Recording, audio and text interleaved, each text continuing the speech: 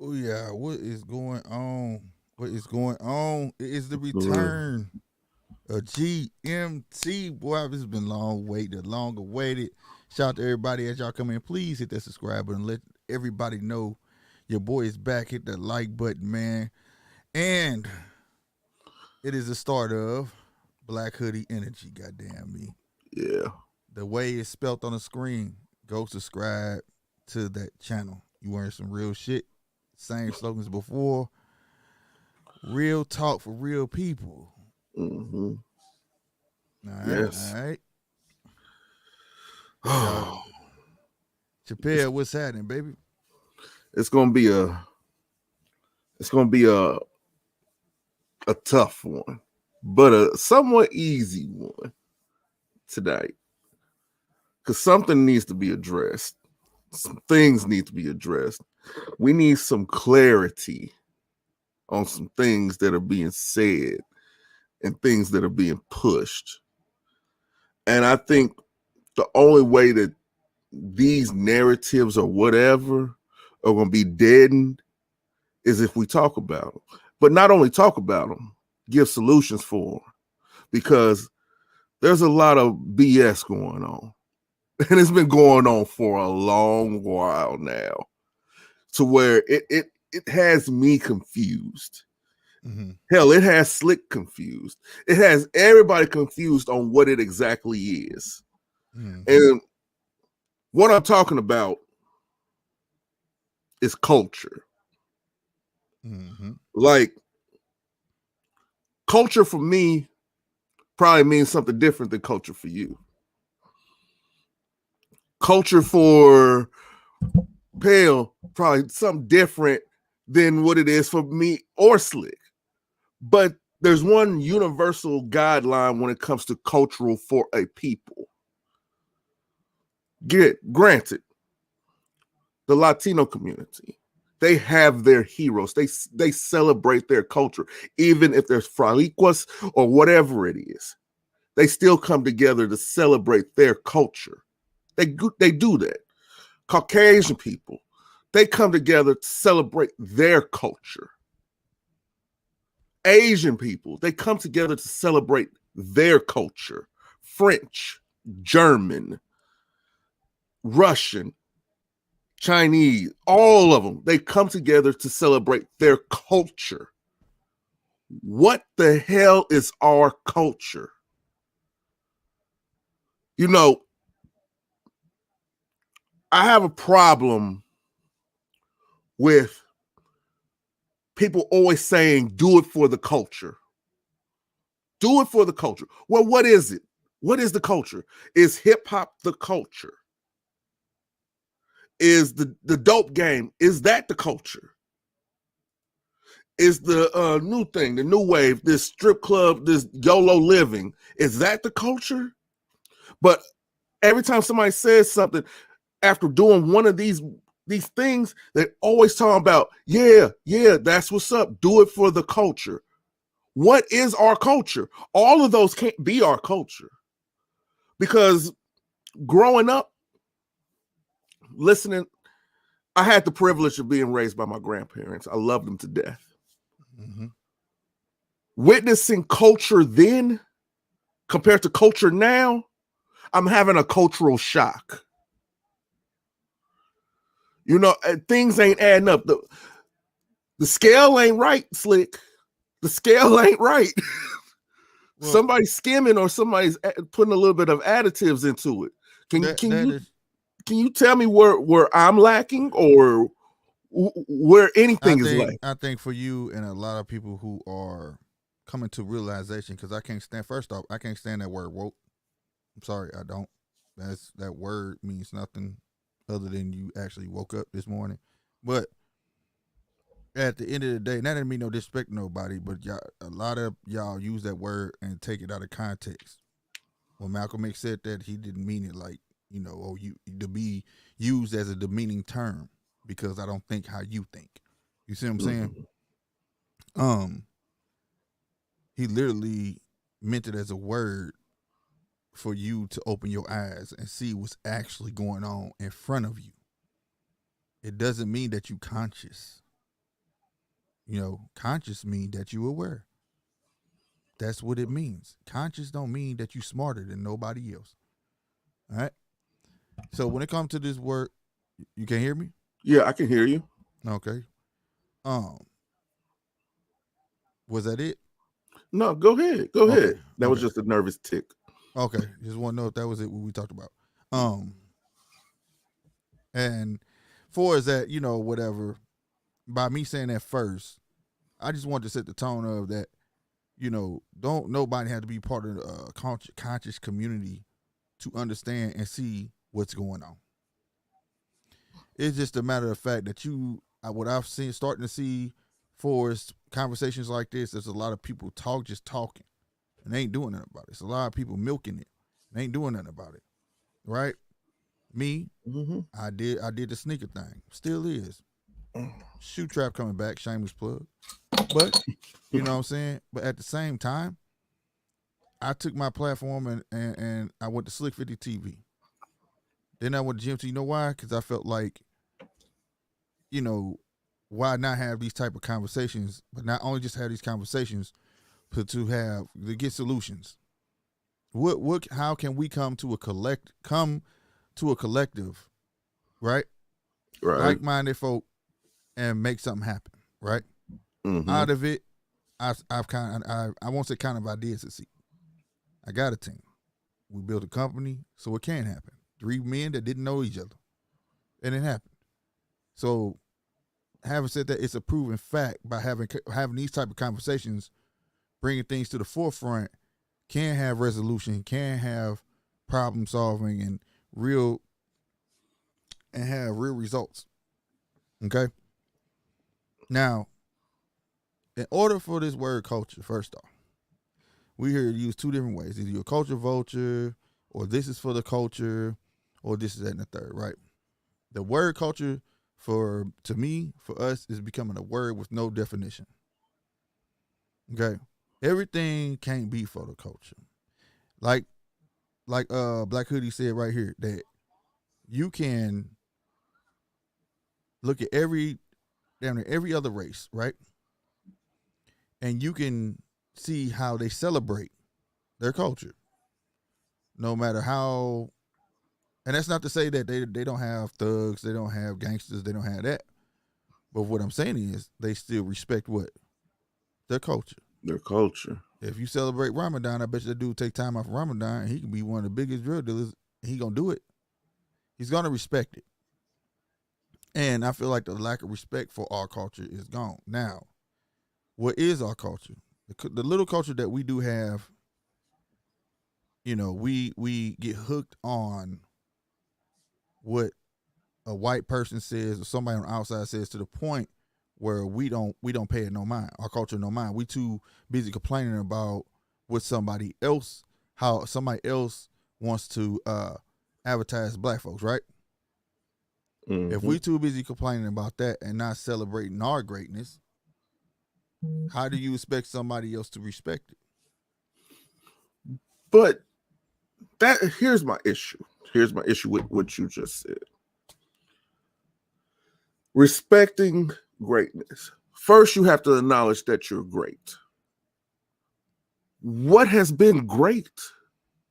All right. Exactly. See, now, that's a good question. This is why I said we don't celebrate what we need to celebrate. Then everything in a person's home was invented by who? A black person. It may seem small, minute to some Mm-hmm. people, but it's a big deal because it was invented by people that's supposed to be uneducated, that weren't nothing to do. You understand what I'm saying? These are Mm-hmm. general ideas that don't get the respect that they should get the respect. You do history on a car. Old boy Ford didn't invent that. The engine. He may got the frame, but the engine was who? So it's like those little things that are not taught, and them things that should be taught generate ideas. It's inspiring to young men to say, "Dang, he did that without what I got now." Right? You go back Right. to Chinese heritage; they celebrate samurais, emperors. It Right. don't matter how far back it go; they gonna honor it. They got tradition that go far back. I don't think they even know how, but I know they still taking their shoes off when they walk in their cribs. You gonna pray for you eat. You gonna Mm-hmm. respect your mama and daddy. You gonna do it all. You see what I'm saying? So that's the Because that's stuff their that's culture. lacking. Right, Yeah. that's their culture. And we have it. It's just not celebrated and putting on a grand scale as everybody else's. And I think the main problem when it comes to culture is us. We can't sit here and say, "Oh, this for the culture," and all we hearing is about shooting and killing and smoking weed. Yeah, that's for the culture. Is that what you really want people to? Because when you do that, you associate that with black folk, and is that what you want to say really? So then if by you saying yeah, that's for the culture, right? How you expect everybody else to look at this? Because hey, no matter what you, no matter hey, we run a show called the Judges Table. You will be judged You regardless. will be. And see, that's something else that people need to get out of this whole "don't judge me." When you walk out the house and you're making a first impression, all first impressions are judgments. So get that out your dang head to begin with. Come on, live in reality. This is not La La Land. This Facts. is not this is not Willy Wonka in the Chocolate Factory. This is not Neverland. This is Facts. goddamn reality. Facts. Reality sucks, but Right. reality is also what you make it. Right. And the things that these little simple-minded people, these are simple-minded people. These are simple-minded people doing simple-minded things, saying that twerking is for the culture. No, it is not. No, it is not. Slanging is for the culture. No, it is not. Is it a means to get by? Granted, all black market things are a way to get by. I'm never going to knock that. But is that so ingrained in us that that has to be part of the culture? Where is the excellence? Where is it? Or are we just so damn conditioned to be mediocre to where mediocre is the standard? This what you're saying is, I mean, you touched on some good stuff right there. Like, for instance, when you was a slave, you was taught you don't go past this line. We can take back just make funny life. Tell about the gun line, boss. Camp 8, we don't have a fence, right? In today's day, for its media and stuff like that, niggas ain't going out the fence. They not gonna speaking against the establishment is going out the fence. All right, you will be shut down. Period. And that's how they look at you. But let me tell you something. If they can't fire everybody. They can't get rid of everybody. They can't do it. But see, it's that dollar that kind of hold people in place, and that's the new noose. That's the new leash. You see what I'm saying? And at some point, you have to realize if you sitting there knowing that you should be opening your mouth, you should be worth, you worth more than that dollar they're giving you. You have to realize that you sitting there selling your soul. But that's where accountability comes in. Yeah. And nobody is taking accountability. No. Like, it's very far and in between with people taking accountability for shit. Like, we were just talking about the Super Bowl. We were just talking about the halftime. I didn't watch none of it. But from what I've gathered, people are excited about it for the illusion of some kind of progress. I don't agree with that. No, if anything, that's showing you an unattainable goal. That's all that is. Do it for the culture. Do it for the culture. Yeah, celebrities that we've been watching since the early goddamn 90s. And Eminem and 50 since the late 90s, early 2000s. They just now performing at a Super Bowl? Well, they just now performing at the Super Bowl because they're allowed, but at the same time, That's my thing. But They how is say that a win? it's not, and it's not a. To me, it's just a win in entertainment. It's not a win for culture. It's not a win. It does it for when I speak of culture, stuff that pushes us forward. Yes, that's That what.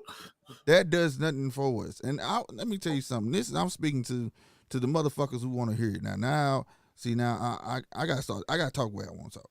Now, I was raised to be an independent man, right? A go getter, right? Mm-hmm. I can give a fuck. Shout out to Dr. Dre. Love his music.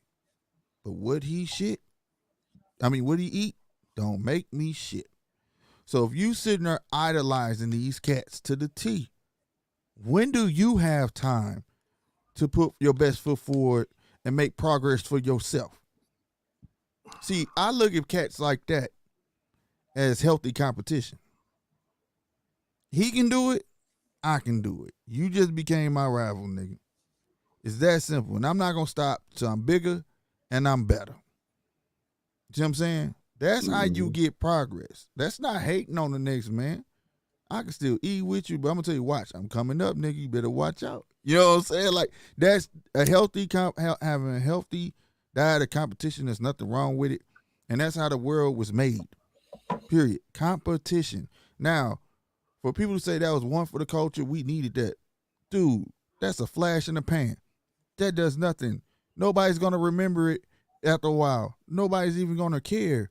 Nobody's gonna say in the history book, remember when Dr. Dre, Eminem, 50 Cent? Nobody's gonna give a damn.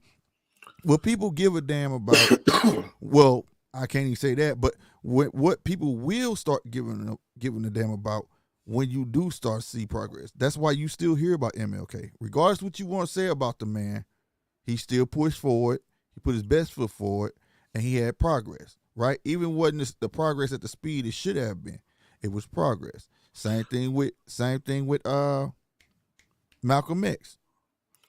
He was prolific, captivated the minds of many. That's progress. How many as of late, and god damn it, don't nobody say fucking Kanye West. As of late, has captivated the minds as such as the people before? Nobody. So therefore, it's safe to say our culture ain't moved. Our culture hasn't. It's been stagnant. That's the word for it. Stagnant. First, I want to give a shout out to Webster. Webster, culture, the customs, arts, social institutions, traditions, achievements of particular nations, people, and other social groups. The key word in that to me is traditions. Right. We are getting away from traditions. We've been slowly and steadily moving away from traditions, and it's been our own fault. It's been our own fault. Like, sure, I could blame the white man just as well as the next person can. I can be all niggerish and everything like that. I can get the face tats and everything like that and all these different type of things. But when it boils down to it, where's the tradition in it? There's no tradition anywhere. Raising your kids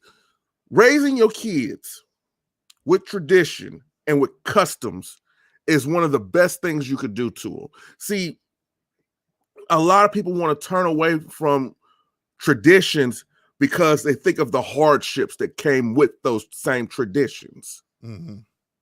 But not realizing that those hardships is what made our ancestors who they were. That's why they carried on those traditions. Traditions get you by. Traditions get you where you need to go. And ain't nobody putting these damn traditions forward. We losing ourselves. We are slowly but steadily losing ourselves year after year, decade after decade, and it's not getting better. It's not. No. Check this out. At the end of the day, when it comes to the tradition thing or whatever the case may be, that's an at home thing, right? And it did when you said that, it brings me to my father told me. taking care of kids. Some people say, well, I have to take care of my kids. Well, when you had kids, before you even got pregnant, you should understood if you wanted kids. Because my dad told me he had to do shit. You understand me? You have to want, if you wanted kids, you have to want to take care of them. See, another thing, we got to get our terminology in order because words mean every motherfucking thing, whether you believe it or not. And I'm not the greatest damn speaker. You understand me? Yeah. But you can't say, I have to take care of my kids. Oh my God, I got to watch. I got to babysit. I heard a dude say I had to babysit my son. No. Like, what you mean, bro? These are the little small things that carry on and carry on, carry on. And it makes it seem all right when you say stuff like this. And then there's no fault at the end of it. Now, when you get back to the word accountability, the person ain't going to hold himself accountable if ain't nobody on the outside going to hold him accountable. Because sometimes that dumb motherfucker don't know what he doing. You see what I'm saying? Sometimes we have to hold our own accountable. Just as much when we holler at each other. Slick, you wrong. Slick, I got to disagree, bro. You wrong. The problem is everybody want yes men. Yes, yes, yes, yes, and don't know. That's how they end up leaving wearing skirts. That's how you get these guys sacrificing themselves. And when I say sacrifice, not no damn conspiracy thing. I'm saying you giving with your beliefs up for a paycheck. You know why? Because you soft. Yeah. You soft. Men need to stand the hell up and be goddamn me men and quit worrying about being a chauvinist and this, that, and the third. That don't mean nothing. What this got to do with culture? You know where culture come from? The staple of the household. That's what traditions are born. Right? I'm getting sick of people blaming white folk for everything. Oh, we celebrate Thanksgiving for this and the third. Because white people, let me tell you something. If you, like me and my brother, we don't call it Thanksgiving. We call it Happy Food Day because we know what happened that day. Okay? We know what happened that day. So we respect the Native Americans, you know what I'm saying? And we choose to do it in that manner. But we don't stop our tradition of what we've been doing because it brings our family together. We check on each other. We can see folk. So what I probably just say to hell with my family because of that.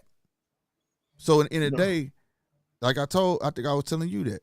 At the end of the day, if you let somebody stop you doing from what you've been doing, and you like if you block somebody, this is the best example I give people, when you don't want to talk to somebody, instead of being a man or a grown-ass woman saying, I don't want to talk to you anymore, good day, you block them, right?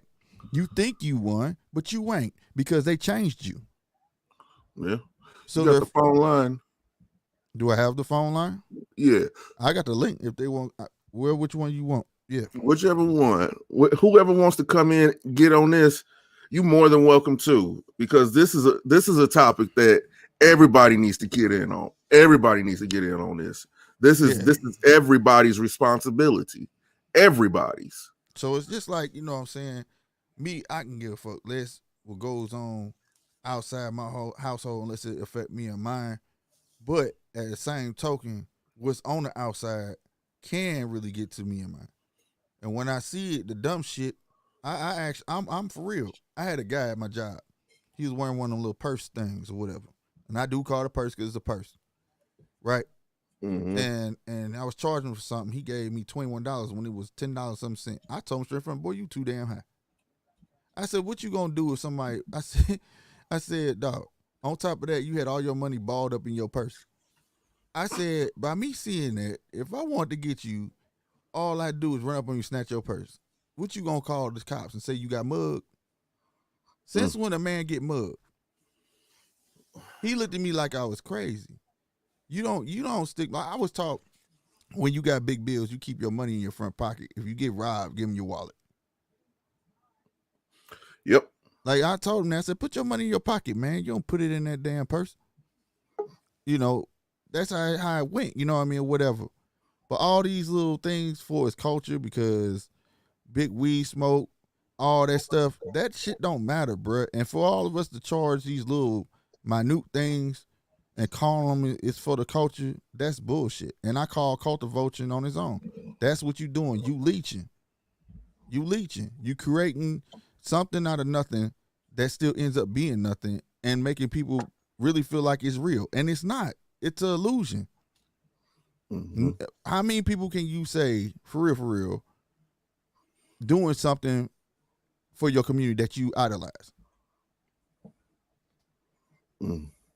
Right? A very few. That's why I said I like LeBron what he did. I love Dwayne Wade build a school. You know what I'm thinking. And the thing is, you Jalen don't Rose was the first. Jalen Rose, yeah, Jalen Rose. But you don't have to. You don't have to give to the world. You know what I'm saying? And for people to keep their hand out, man. That's that's what kills me because, we got enough black billionaires. If they gave a damn, they can make a difference. Mm-hmm. But accountability, like I say, words mean everything. We not gonna hold ourselves accountable. Ain't nobody sitting there telling ourselves, ain't no way. Look, for instance, Nick Cannon, Jewish people jumped on his ass, right? Even though I felt like he wasn't wrong. They jumped on his ass. You know what? Because they felt like their integrity was being insulted. Their traditions were being insulted. They felt like you was really getting at them. You see what I'm saying? When somebody do that to us, though, no. We gotta smile, shake our head, and nod, and go Nobody into the says background. nothing. No, fuck that. I have a problem with that. Like, that's I have a problem with being a coward and dying on your knees than standing and dying like a man. I have a problem with that. Now, granted, not everybody's cut from that same cloth. This is a different kind of cloth talk we about to have. This is a different kind of cloth. This ain't satin. This is rough. This is rugged. This is cotton. This is something our ancestors picked. This is cotton talk. There's a lot of bitch assness going on in our community. There's a lot of bitch ass niggas. Let's just call it what it is. From the rappers on up to the politicians, there's a lot of bitch ass niggas, and there's a handful, just a handful of people who are willing and able to do what it takes, but they're being held back by the coon ass niggas. And when I say coon ass niggas, let me clarify. Your neighborhood dope dealer that don't give a fuck about anything that's going on, selling drugs in front of somebody's grandma's house. That's a coon. The stick-up kid that you know is going to rob everybody in the neighborhood blind and not give a fuck about it because he's only worried about himself. That's a coon. And you a coon for allowing that shit instead of checking his little ass. The politician is more willing to spend money on his church and his home other than the community that he's representing, the place that he's representing. That's a fucking coon. So coons come in all different levels. The mayor, governor, hell, even the fucking president, all these niggas in this line have been coons since the days when I was in fucking tighty whities playing with Ninja Turtles. And nothing has fucking changed. Nothing has fucking changed at all. And I'm tired of it. I really am tired of it, to where any little change that you try to make is being overshadowed by the amount of bullshit. The amount of bullshit. Whatever little change, whatever little progress you seem to make, there's a new little rapper that comes out. Ill Gilly Killer 2 times. That's the little nigga's name. And he talking about killing a nigga, but motherfucker went to prep school. These little niggas. But hold on, man. Hold on. I always stop you though, bro. I got to step on your toes a little bit. Just because I was the dope man once upon a time, goddamn me. Go on, AWOL. What's happening, baby? Look, man. I get in here after Slick finishes his count. You got it. You know, it's a tough one because again, it depends what bubble you come out of. What was your society? That's kind of tricky. Now I do believe in the guy that I hope the guy that's sticking up everybody ain't sticking nobody up in his own hood, because that's the dumbest shit ever. And that's where he is. But at the end of the day, you know what I'm saying? That's one of those situations where I say it's no OGs no more. It's not nobody, you know what I'm saying, to try to help guys. Like I said, you know what I'm saying? It was cats that didn't have daddies when I grew up. It ain't like when I grew up, everybody had daddy. Hell, my mom wasn't around. You know what I'm saying? I had my daddy. You know what I'm saying? Bruh. But at the same time, it was people in the streets that would, hey, don't do that shit, bro. You live here. You know what I'm saying? Pick that paper up. Don't you stay here? Whatever the case may be. You know what I'm saying?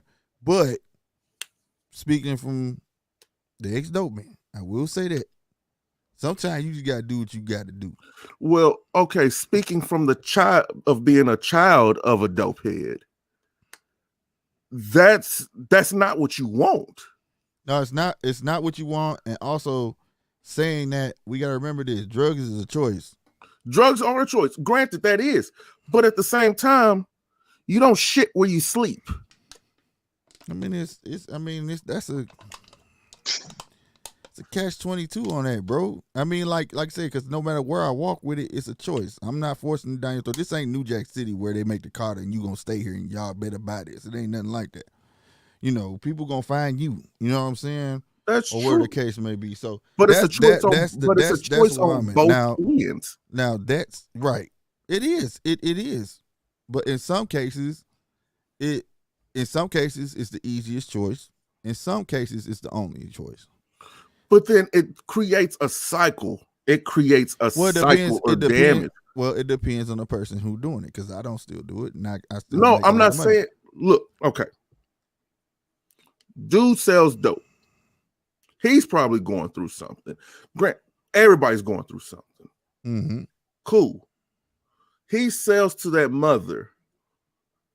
He sells to that mother or to that father. Mm-hmm. He at that time when he's selling, he does not give a fuck about that situation. No.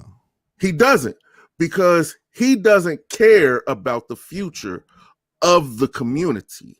He cares about his own future. Right, but it's not necessarily like I said, it depends on the person who's selling. I mean, sometimes it's like one of the same. I'm selling because I'm trying to eat. You know what I'm saying? Yeah, you know you trying to at eat. that moment, I can't worry about nobody else. Yeah, but you trying to eat. Or I'm not eating at all. I understand that. But you gotta remember, that guy don't know that your situation. They got a lot of ways you could go with that, Polo. That's why you gotta have that in perspective. Yeah, you gotta have because Polo, let me hit you with this. There's no perspective for this. No, I'm about to break it down for you in another type of way. Check this out.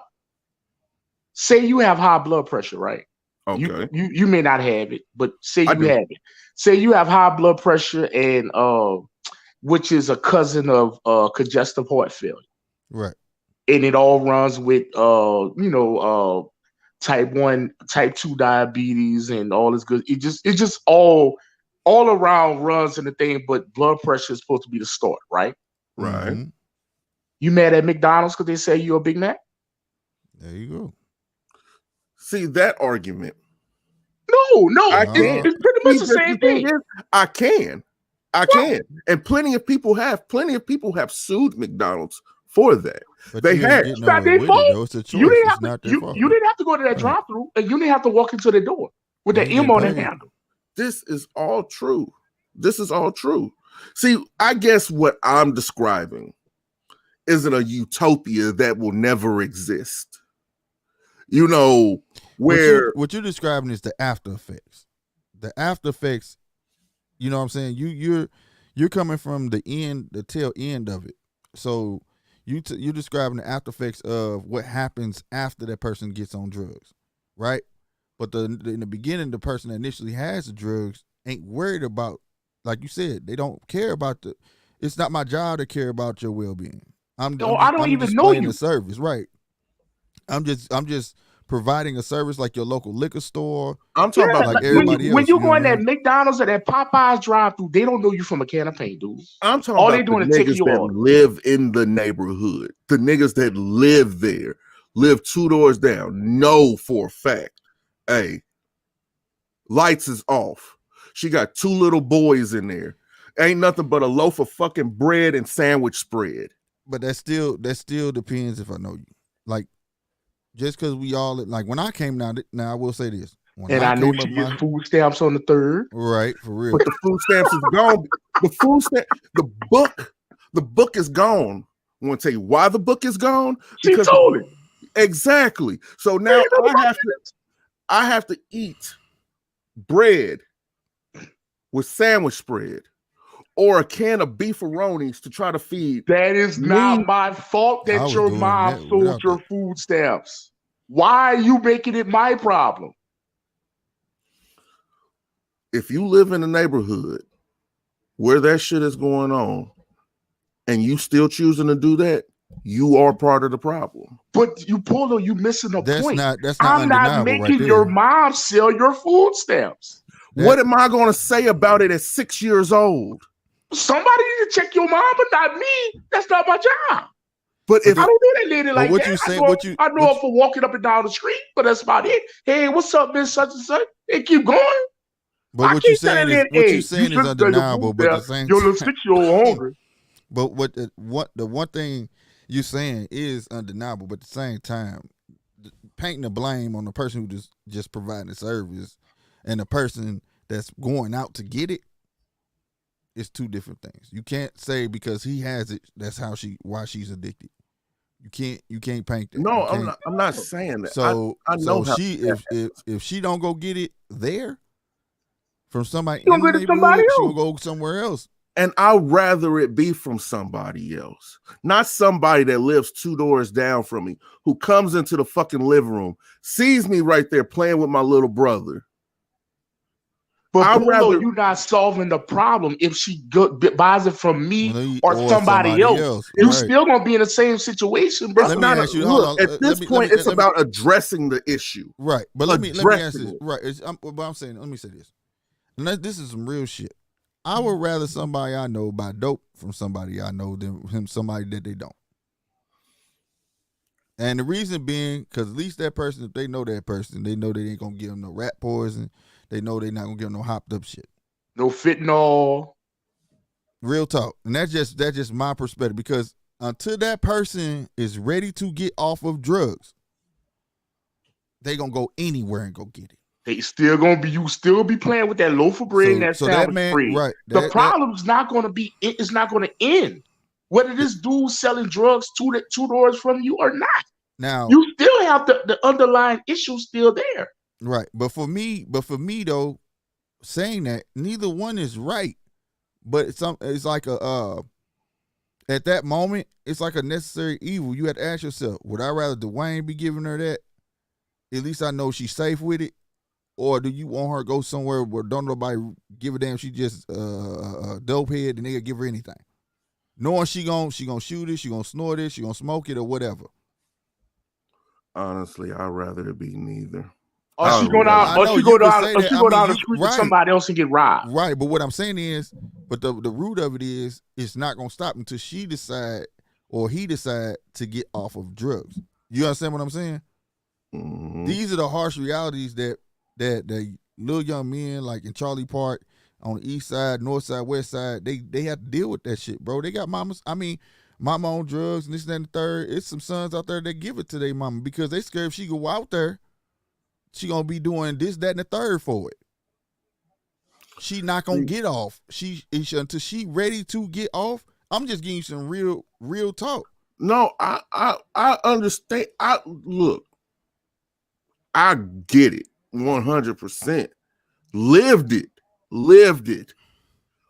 But at that moment, when you go from being your mother's son to your mother's dealer, that changes you. Yeah, I'm pretty sure it's not a good feeling. It changes you. I'm pretty sure it's not a good feeling, but it changes your whole.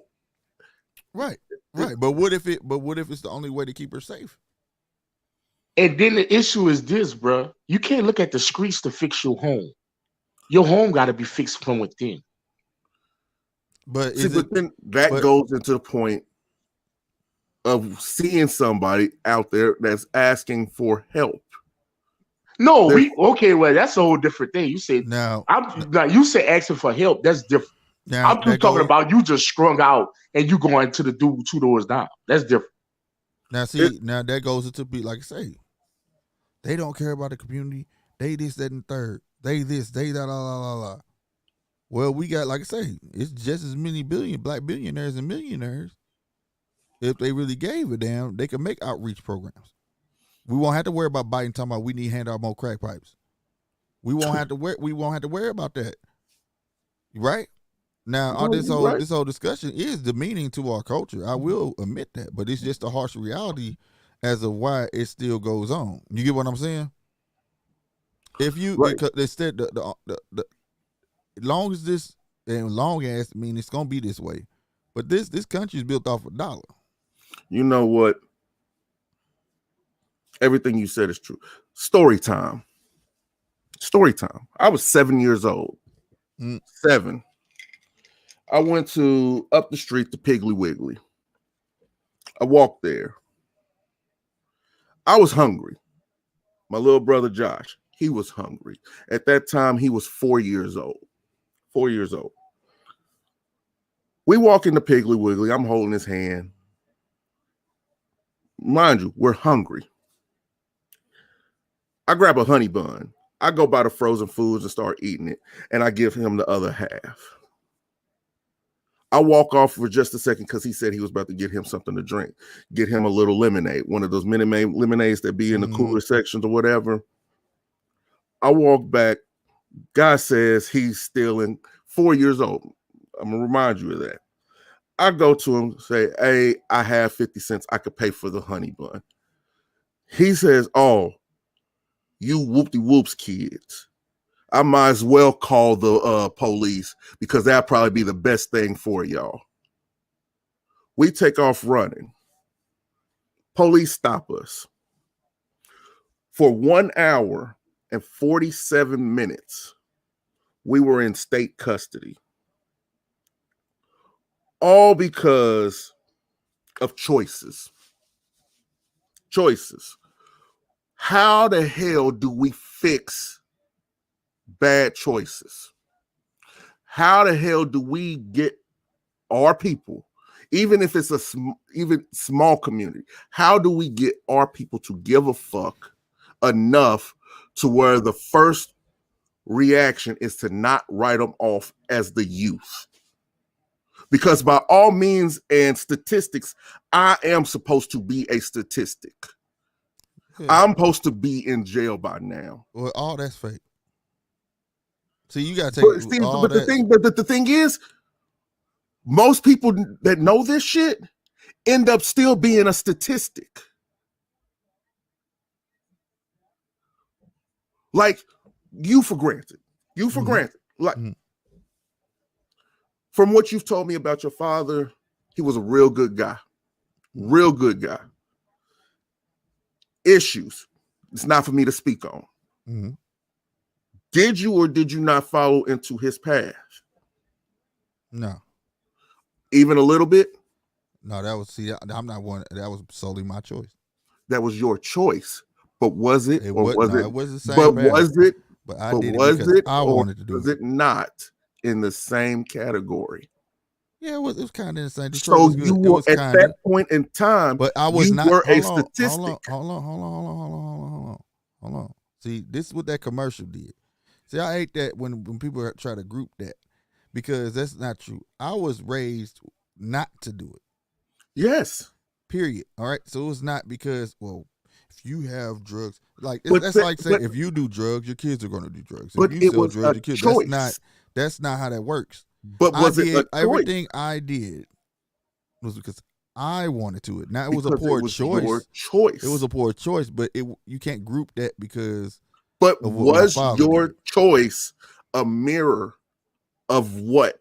No, it wasn't exactly that. I could try to ask them you were influenced by your father. No, I wasn't influenced by that. No, I chose to do that on my own. I can tell you the first story I did and how I got into it. I think I already told y'all. I was told nigga owed me some money and gave me a double up. I said, "What you man? I ain't trying to do this shit." The nigga said, "Nigga, cut that motherfucker in half. You gonna get more than what I owe you." Well, there you go. Guess what started? It wasn't my pop. It wasn't none of that shit. I feared my dad. My dad would have broke my neck. But when he found out, and by him knowing his son, he sat me on the porch and said, "Now you know what come with this shit, right? Don't call my house when you get caught. Be a man. You take that shit.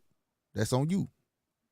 That's the talk I got. Bullshit. Not every time if I got caught, I went to jail. Guess what? I called collect. He hang up. Because he did what he had to do for us. He didn't do it because, the glitz and glamour and I can get at this and no. You see what I'm saying? So I could say, I know how I started and I chose to do that. They used to perpetuate that shit on commercials. You see what I'm saying? And that's not necessarily always the truth. You know what I mean? When I'm saying that, when I'm saying statistic, I'm probably saying it wrong. I think it's more so of pattern, family pattern, family pattern. So you saying, how do you break your chain? How do you break the family pattern? How do you decimate failed traditions? I got an answer for that. Slick really just answered. It's everyone's individual choice. Just because you see your mom and dad doing something don't mean you want or have to do it.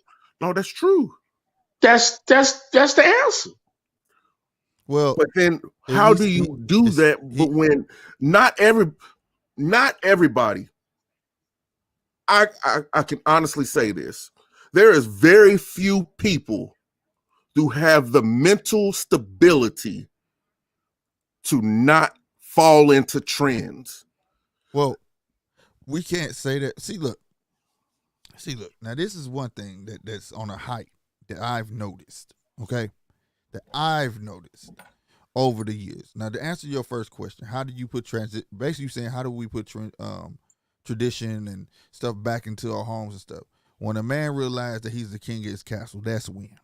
When a man don't sit there and get influenced by his old lady to the point where he wearing panties and she wearing the drawers. When a man understands that it's his word that runs the crib. And what I mean by that is this: a lot of men sit there and depend on their old lady. We have talks about this.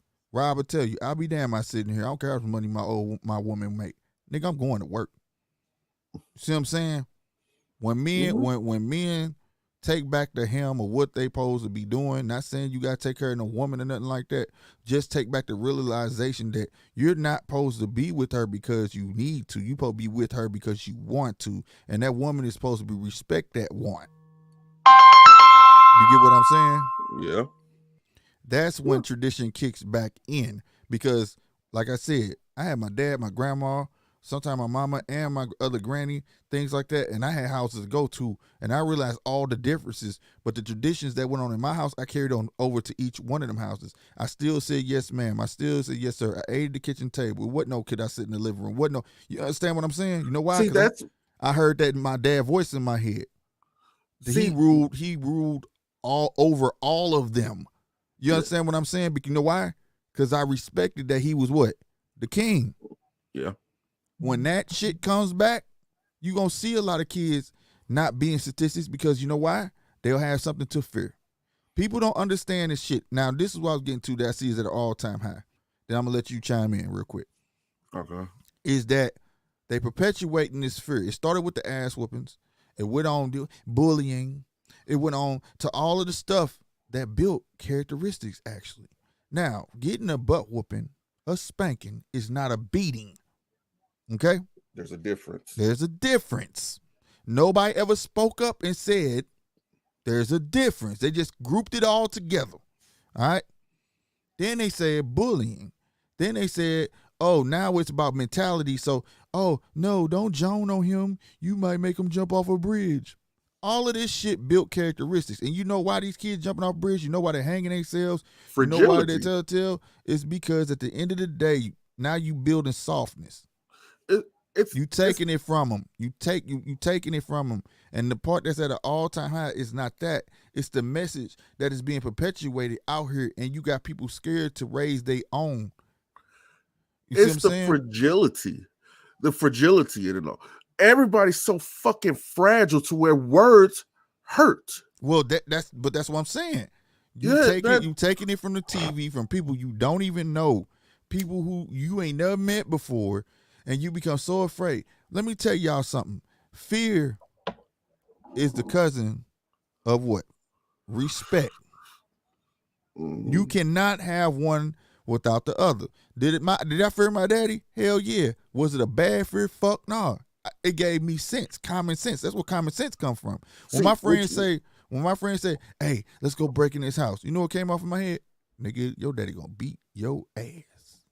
No, I'm good, dog. Y'all go do that. You know what I'm saying? You know, and it built leaders. It taught me not to be a fucking follower. You see what I'm saying? What you're talking about is reverence. reverence. That's the healthy fear and respect line. Right. Reverence. Straight up. You know, and that's like, and I pray every day. I pray every day that I'm doing a good enough job as that, as a father and as a leader of my own household. I pray every day that I'm doing a good job of that. I can't call myself a man without completing the mission. Completing the mission with your boys is to make sure that they're not fragile. Yes, have emotion. Men have emotions too. Have it. Learn to control it. There you go. Control. Ain't nothing wrong with it. Learn to control your emotions. You can't be out here like no female. That's why we got females. Yes. And then all this shit about bullying and shit like that. That's average child school behavior. Stuff. And yes. So now you talking about the bullying. So now I'm not supposed to teach my kid how to defend themselves? Are you serious? What society has done, they've handicapped the future on being able to defend themselves. Now, I'm going to take this a step further. Most of it is perpetuated which way, though? And this is what further gets deeper in the word culture. When you sit there and let people tell you how you're supposed to be, how we're supposed to act. Just because our culture does not match up, because for some reason we are the bar, even though they act like we're not. Because if we weren't the bar, they wouldn't be so much trying to tear it down. But Slick, with culture comes values. Well, that's what I'm saying. We had it, didn't we? We had it, and we had it, and they stripped it. And when and if it ever get back on the rise, something else comes up where they're gonna strip it. They strip it again. You understand what I'm saying? That's what I'm saying. Think about it. When you go do statistics back in the day, how many black marriages, right? That weren't on the rocks. We led the country, right, in morality and everything else. And then came along what? And this is the age-old thing, Section 8. They've got rid of that civil rights happened. Well, civil rights. Okay, but I mean, civil rights happened. But the main thing was to get the man out of what? The house. Yeah. You took the man out the house. Any way you destroy any civilization, you take out all the men. If there's a war, what you go to do? You don't go to fight the women, do you? No, you don't. You take out what? You take out the males. There you go. All the male offspring. You adopt the male offspring to where he believes that the way that he grew up is the way it wrong. Is. All right. Yep. So they successfully did that, and then when black people get together and they start talking. No, we're putting names on this. We're not saying they anymore. We're not saying they anymore. I'm just saying at the end of the day, well, I say they because nowadays it's not just white folk. You get what I'm saying? It's not. Mm-hmm. It's not. That's why I say they. So I'll clear that up. It's not just white people no more. You know, it's a group of collective motherfuckers that actually think like they are better than a motherfucker. You know what I'm saying? And it ain't right. You know what I'm saying? So like I said, so when the stuff that they perpetuate, and you got kids soaking this shit up and this and that, you think music ain't got an agenda? You think entertainment ain't got an agenda? You think about it, man. There's a picture out there with Jay-Z, Rick Ross, Fat Joe, a bunch of rich ass fucking rappers, bro. I'm talking about out the ass. They all got black tuxedos on in front of a Rolls Royce or whatever the case. I said, nigga said, this dope. I said, how? They ain't doing shit for nobody. You know, that amount of money that was in that picture could change the world. See, we have a problem with idolatry. We idolize. See, the reason why that young man said that was dope is because he looked at them as idols. He looked at them as an unattainable goal.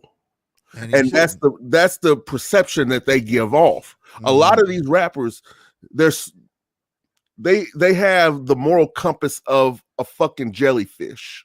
They want you to believe that they're real. They want you to believe that they are next to godly. Right. And there's not enough parents, or should I say fathers, out there to let them know, you know, what you listen to ain't real, right? But even when you do that, you still have kids who will take that to heart. Because let's be real. My grandpa used to tell me stuff, and I'd be thinking like, oh, he just talking like a crazy old man. He just talking like a crazy old man. Well, yeah, you know what I'm saying? Yeah. So all kids do that. I think we need to. It's sad. We have to let our kids bump their heads. See, that's what I'm saying. That right there. See, look, and I'll give you a perfect example. My grandma, recipe to my grandma Alice, man. You know, whatnot. My grandma, when I had my first baby, right? Mm-hmm. I used to smoke, being a knucklehead, and and stuff like that. Smoke squares, I'm talking about. And what happened was, I would wake up, my ashes would be all over my floor. I'd be like, damn, did I step on the ashtray last night? You know what I'm saying? Come to find out, I was half asleep, and she did it. So now I start stopping her before she do it. See what I'm saying? My grandma was like, no, don't stop her. Catch her in the act. And then you get her.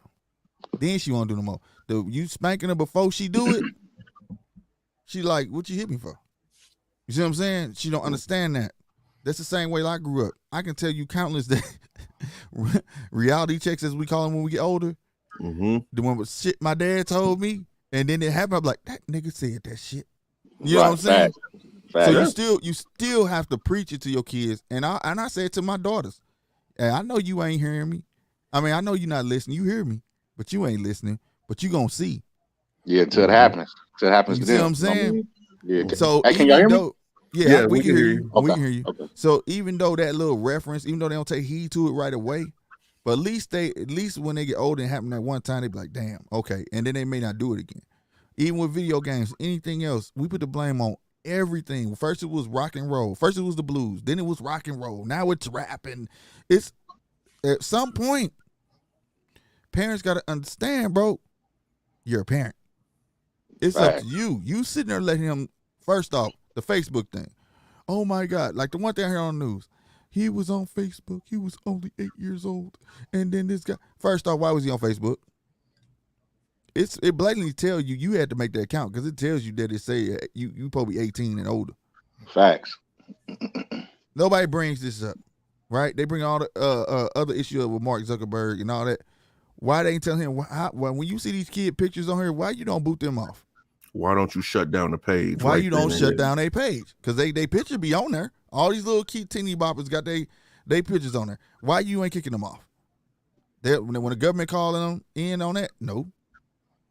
So I mean, like, but you can't expect him to do that. You have to do that, and parents got to take back the house. And like I said, it start with the dude. In most cases, now women, if they have sons or their daughters, they cling on to them like they more of their best friend than they do as a son or daughter. Bro, I'm glad you said that. I'm glad you said that. Right. That part, bro. They starting to raise I'm glad you said that. So the question goes back to what we was talking about earlier. Is Mark Zuckerberg the drug dealer from 2 houses down? Is that his fault? No. Or is the parent's fault? It's the parent's fault. It's At the end of the day, he peddling. Same thing with the drug dealer that's 2 houses down. That's selling to the mother with, But then there's personal responsibility that comes into that also. But then it goes to personal responsibility. Then it goes back to accountability. And the people that's supposed to hold him accountable is not holding him what?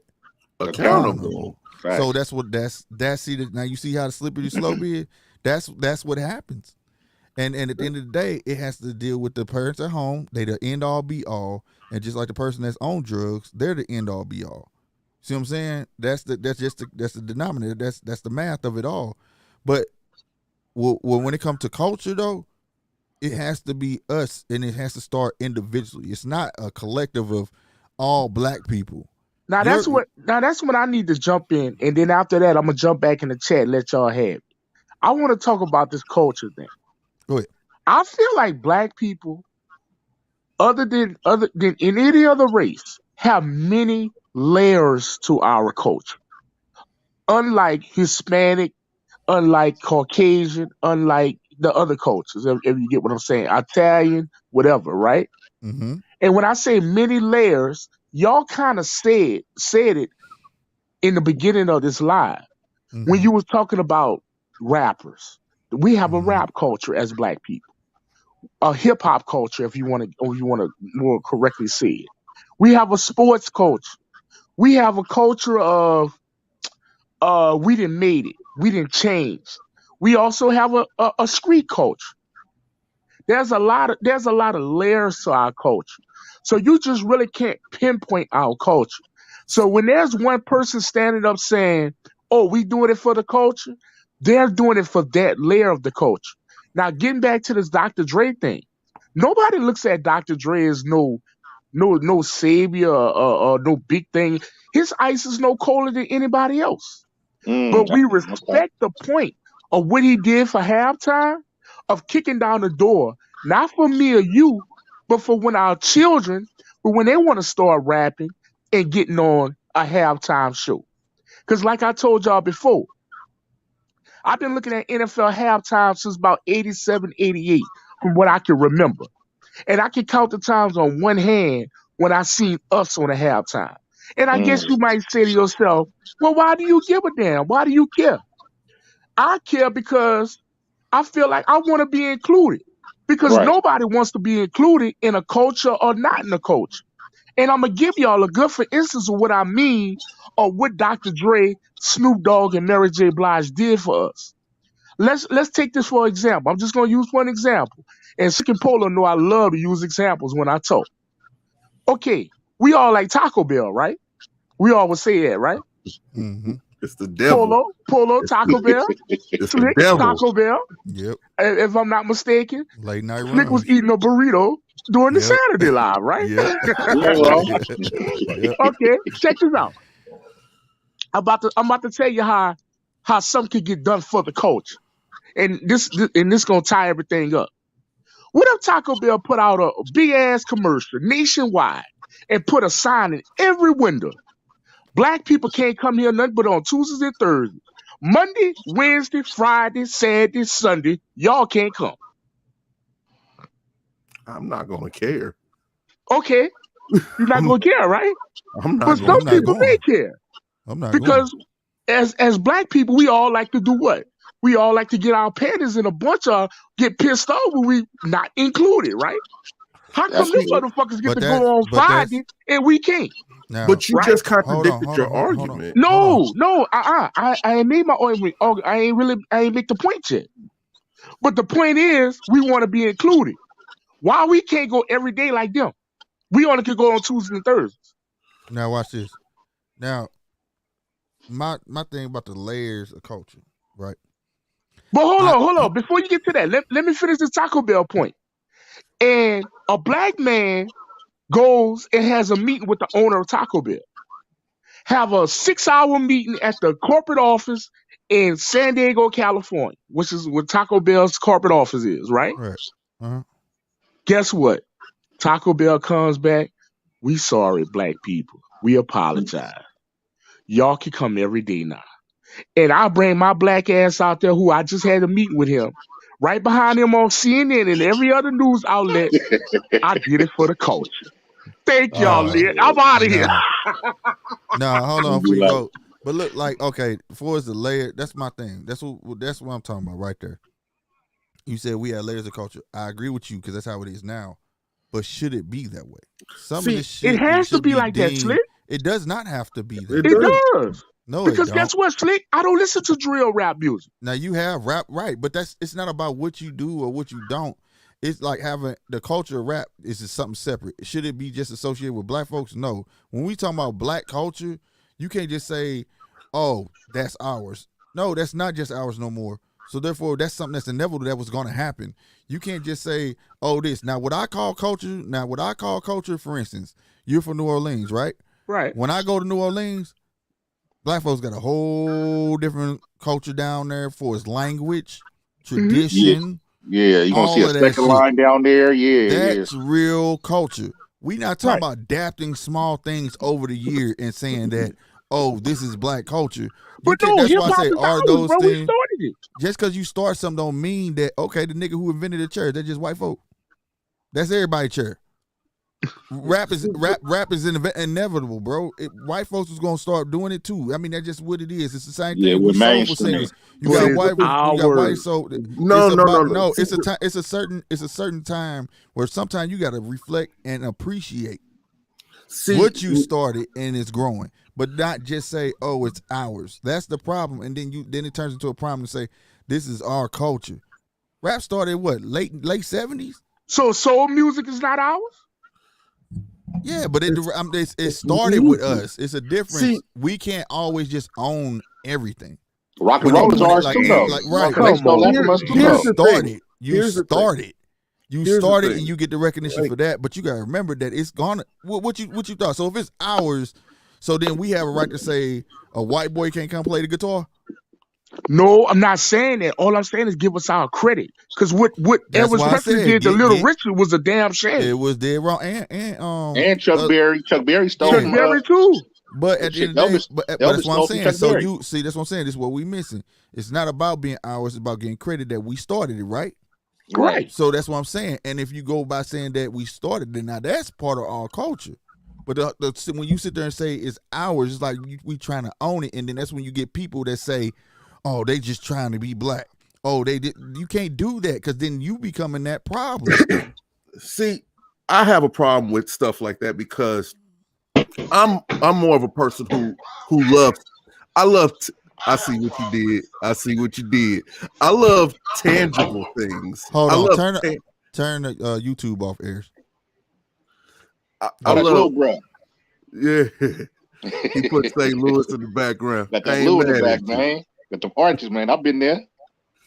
I like things that are tangible when it comes to the whole culture talk. Tangible, something that has substance. In my opinion, this is just my opinion. Rap music doesn't have any substance to it, really. It has used to, though, Polo. It used to. It used to. I think y'all missing what he's saying. It still does. Depending on which hip hop you in. We own none of it. We own none of it. It's not tangible. It's not tangibly ours. Like cornrows, something that's traditionally been ours. It's not ours, really. It's not tangible anymore. You know, breakdancing, good example. It's not significantly ours. It's not tangibly ours anymore. What do we have that is explicitly ours besides drug and gang culture? Let me give you a better example for them. You can't go parading around talking about you a damn samurai. Right?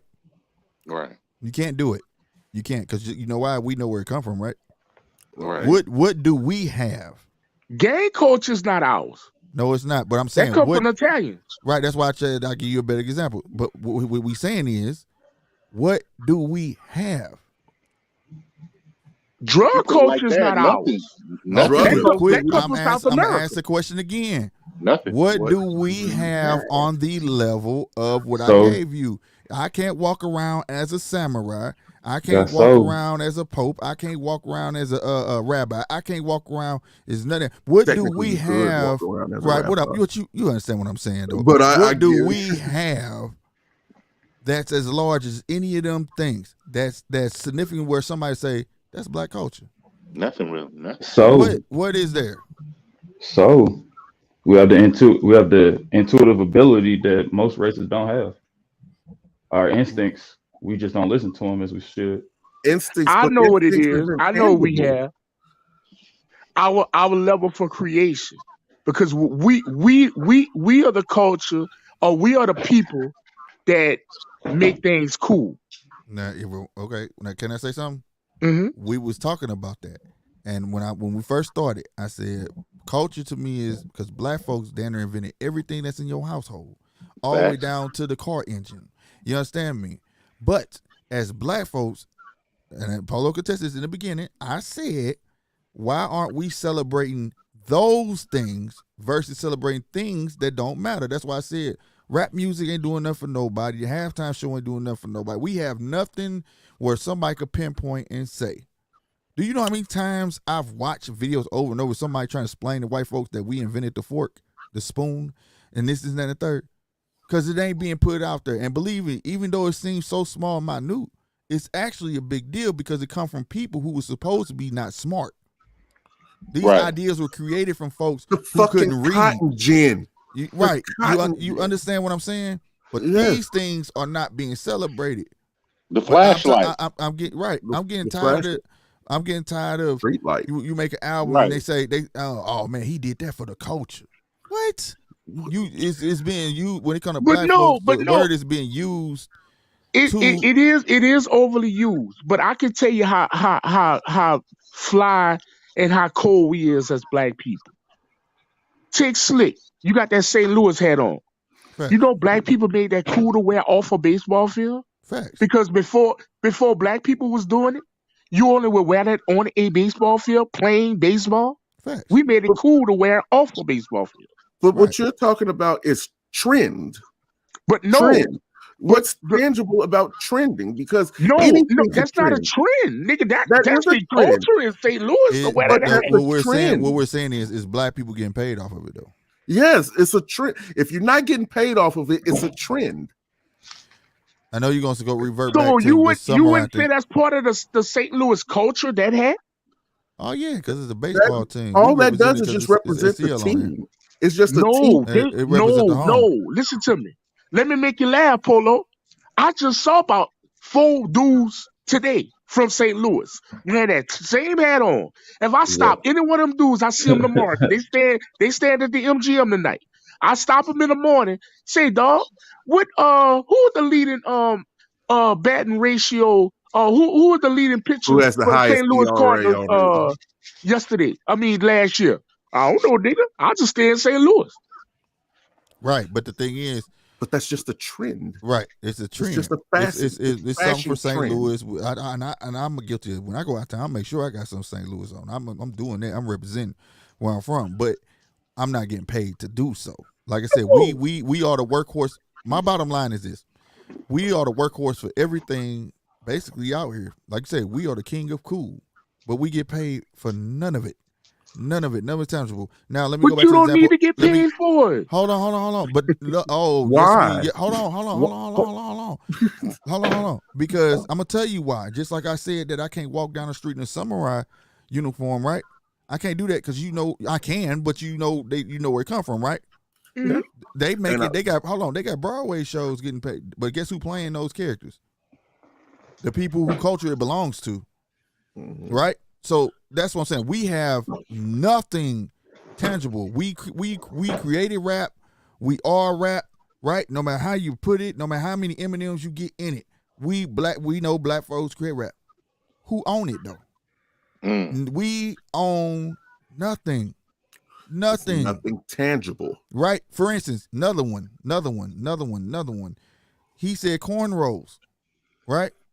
Something that black women did, and a lot of white folks and a lot of nationals don't even know where cornrows was invented. It was really to tie your hair up at night so you don't mess your hair up. You see what I'm saying? Keep your curls. All right. Now, Kim Kardashian takes it and call them boxer braids and got paid off of it. How many black women put cornrows in your hair in their head? Did they get paid for it? No, she took that and got paid for it. Nobody said nothing. I mean, that's a smart woman. You got to get that woman a prize. What I'm saying, I'm not hating on them. What I'm saying is, I'm saying is, nobody. There's the representation for his black folks got to come from us and within. Nobody really ragged her for it, but Twitter. Nobody, bro. They just let her do that shit. There will be the people that should be speaking ain't speaking, bro. Man, let Kim make it, man. Let Kim do it. Man, look, I'll get Kim. Let me be quiet. But anyway, look, I'm gonna tell you at the end of the day, that's the difference. That's the difference. There's representation for everyone.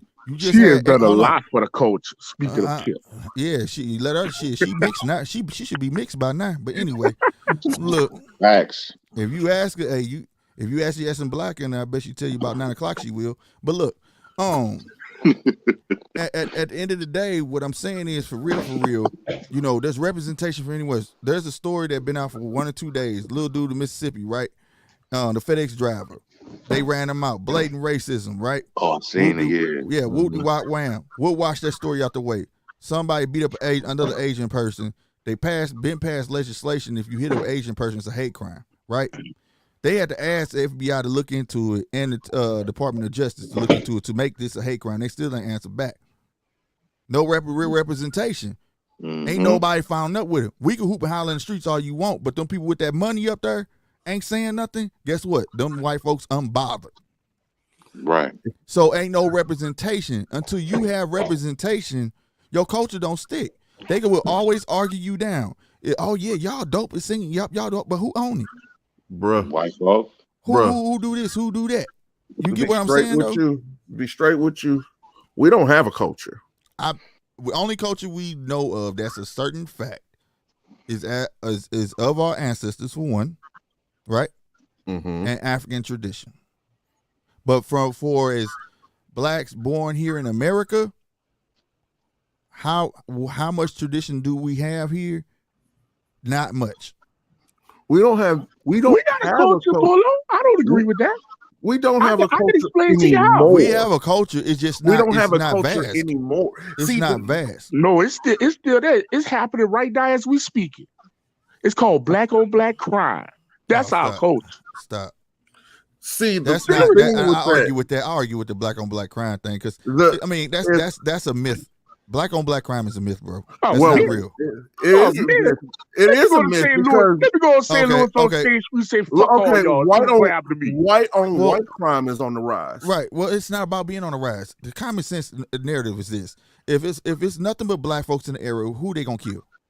Black folks. Yeah. Alrighty then. So it's not like that ain't true. That ain't true. Bullshit. I bring you a section in New Orleans called Vietnam Village. Ain't nothing but Vietnamese staying there. Guess what their crime rate is? 0. For okay, what? That might be, but that's not every. But that's years, but you calling one little ass spot. It's not like when people say black on black crime. Now this will be black on black crime. Guess what? That goes into culture also. Right, that do too. But people, if it was 50, say if it was 50,000 whites and 50,000 blacks, and the blacks were just killing black folk, then I tell you, it was all black crime. But you talking about all predominant black city. 9 times 10, the statistics of black and black crime gonna outweigh what? The white crime, right? So then they gonna say that. But the question is, hold on, you don't why no other race killing each other like us? That's not true. That's not true. That's not true. It's only get perpetuated in the news cycle. I promise to God, that's not true. You can look that up, bro. You don't hear bottom line, especially out this way, white people love stabbing each other. Look. And you don't hear white on white crime. Have y'all ever heard the term Asian on Asian crime? You just hear homicide. Have you ever heard white on white crime? No. It's just the. But when was the last time you seen a white dude go and take an AK-47 and spray up a house? Oh shit! Like the other day. That happened these stories every day, boy. That happened last week here. Man, Tom McDonald said it best. A white person? Man, Tom McDonald said it best, bro. That happened last week here. Bro, you tripping. Tom McDonald said it best. Y'all got to do better in Missouri, bro. God ain't made nothing crazier than a white boy. That's the truth, bro. Y'all got to do better in Missouri. Y'all need to leave that fentanyl alone. Bro, did you not see the white woman and the white man come out with AKs and a motherfucking pistol on black folk? No, that was on black people. No, I said white on white. If they do it to them, they'll do it to anybody. Pull out the white people. They don't care. Yes, it happens especially out this way all the time. That happened here last week, and a 6-year-old little boy was killed because of it. I heard about that. Yeah. But the point is, you don't hear that, and it's not because it don't happen. They're not gonna do that. It's the gift and the curse that we gave the birth to cool. So it's like we are the entertainment, whether it's good entertainment or bad entertainment. Have you ever watched Cops? Cops gonna show all niggas running. They gonna show about one drunk white man. You know why? Because even when we wrong, we entertaining. Goddamn me. Facts. You know what I'm saying? It's a gift and a curse. I'm telling you, that is the biggest myth. Black on black crime. When black people say they made it to the other side of town, away from the black people. Because you want to know why? Because they fool. They some fools. Well, not necessarily. That's a tit for a tat. When you lead niggas, right? At least the niggas looked at you. And I ain't saying to each his own. I'm not saying it's wrong for them to move. I'm just saying this. You ain't made shit because when you had that realization, when you moved over there amongst some white people, one day you gonna learn, don't nobody want you there. When you wake up and see Lucille done moved and there ain't nobody talking to you and telling you why she moved, but everybody else know. You see what I'm saying? That's the problem. Well, it's plenty of nice black neighborhoods, homie. That's called Stockholm syndrome. It's plenty of nice black neighborhoods you can move to. Yes, but they don't want you. They don't want you over there. Yes, and no. That's not true. If you come over there with any common sense, see, this is the thing. This is what the argument lacks when it comes to this. If you're a person with any common sense, right? Any man know you adapt to where you move to, correct?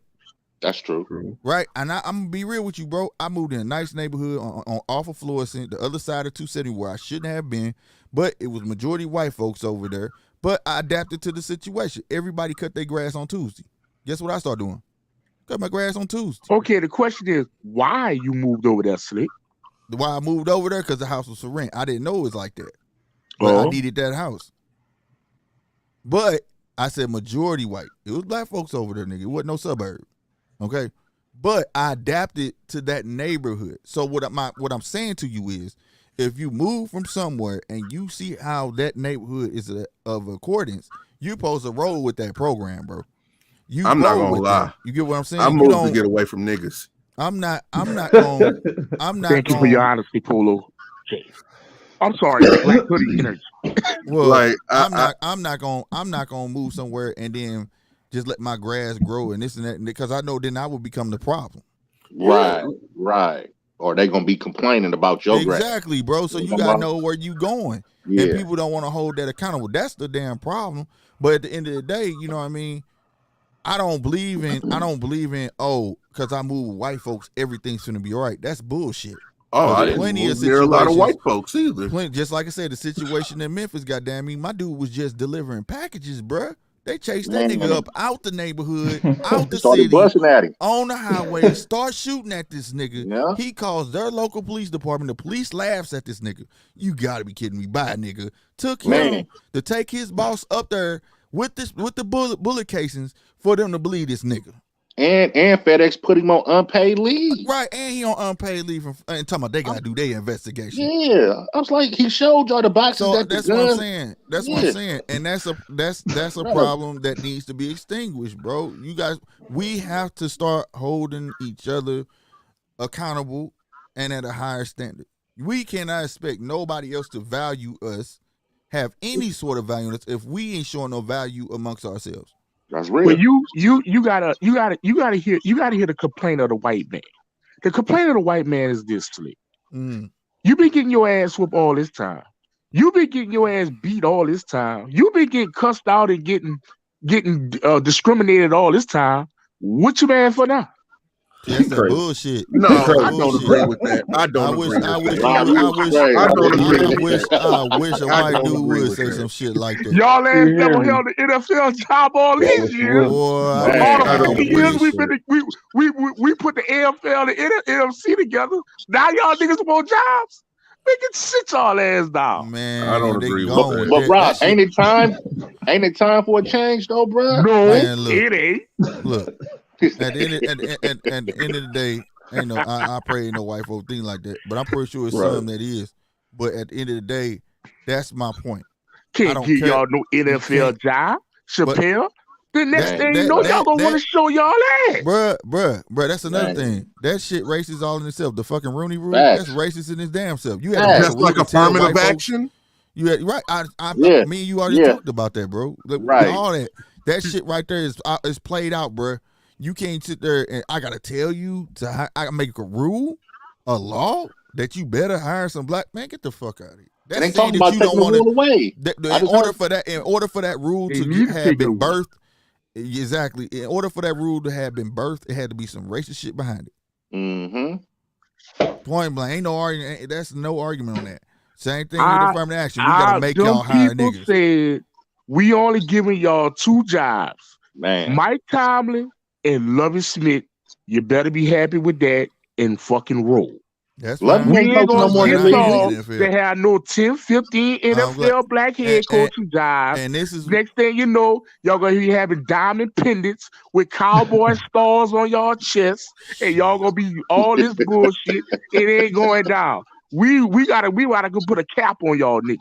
Hey, man. Man, let me tell you something. Y'all gonna be This is That why man ordering gave all you the niggas Rolls money. Royce colors. if you wanted to take a Facts. if motherfuckers really gave a shit, all it would take for all the black players to sit their ass down and speak Right. up. That would have been different. Exactly. I Right. That give would have y'all been too many different. head coaching jobs. But it's too Then many next that's thing you willing to know, sit y'all there and gonna sell get their the soul. crazy thought in y'all head. Y'all black ass gonna want to own a team. Now y'all really going for. Exactly. Didn't Bob Johnson try to buy Exactly. the Carolina Panthers at one time? Know what you said, Chappelle? Tried. Try, yeah. I got you. Ain't gonna happen. That means all the rest of the 30 other white owners gotta vote your ass into the good old Right. boys club. There you go. Ain't I gonna was happen. just to say the good old boys club, right? And it ain't happening. It ain't happening. You gonna have to bless all them niggas with 30 million on their head. Maybe we'll let them in. Ain't no way. Fuck that. But at the end of the day, for it's our culture, we don't have much culture.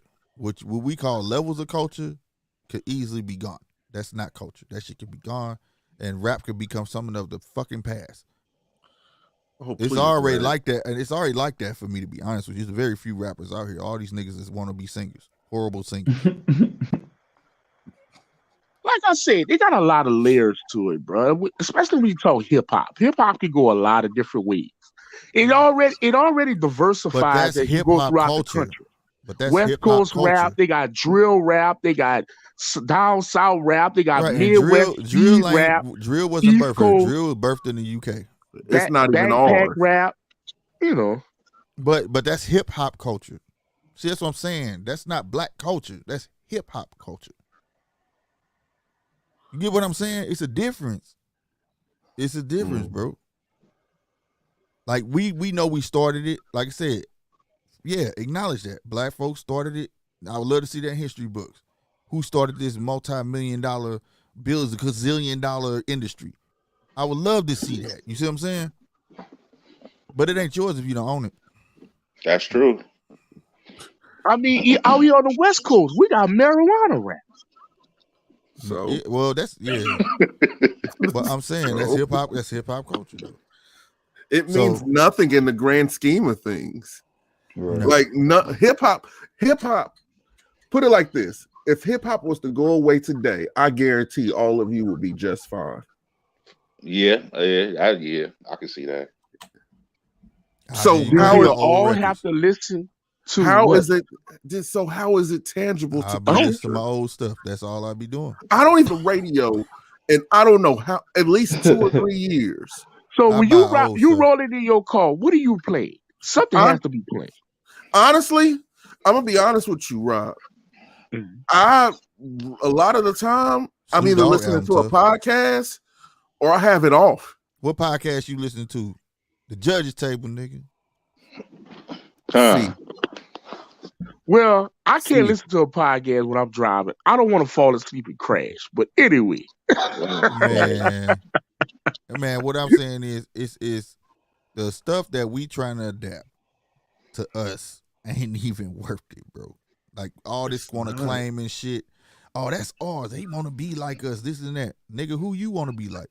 Cause you everything you look at all women, bro. For real, I'm gonna start to fuck that. Look at all women. What's wrong with them? What's wrong with them?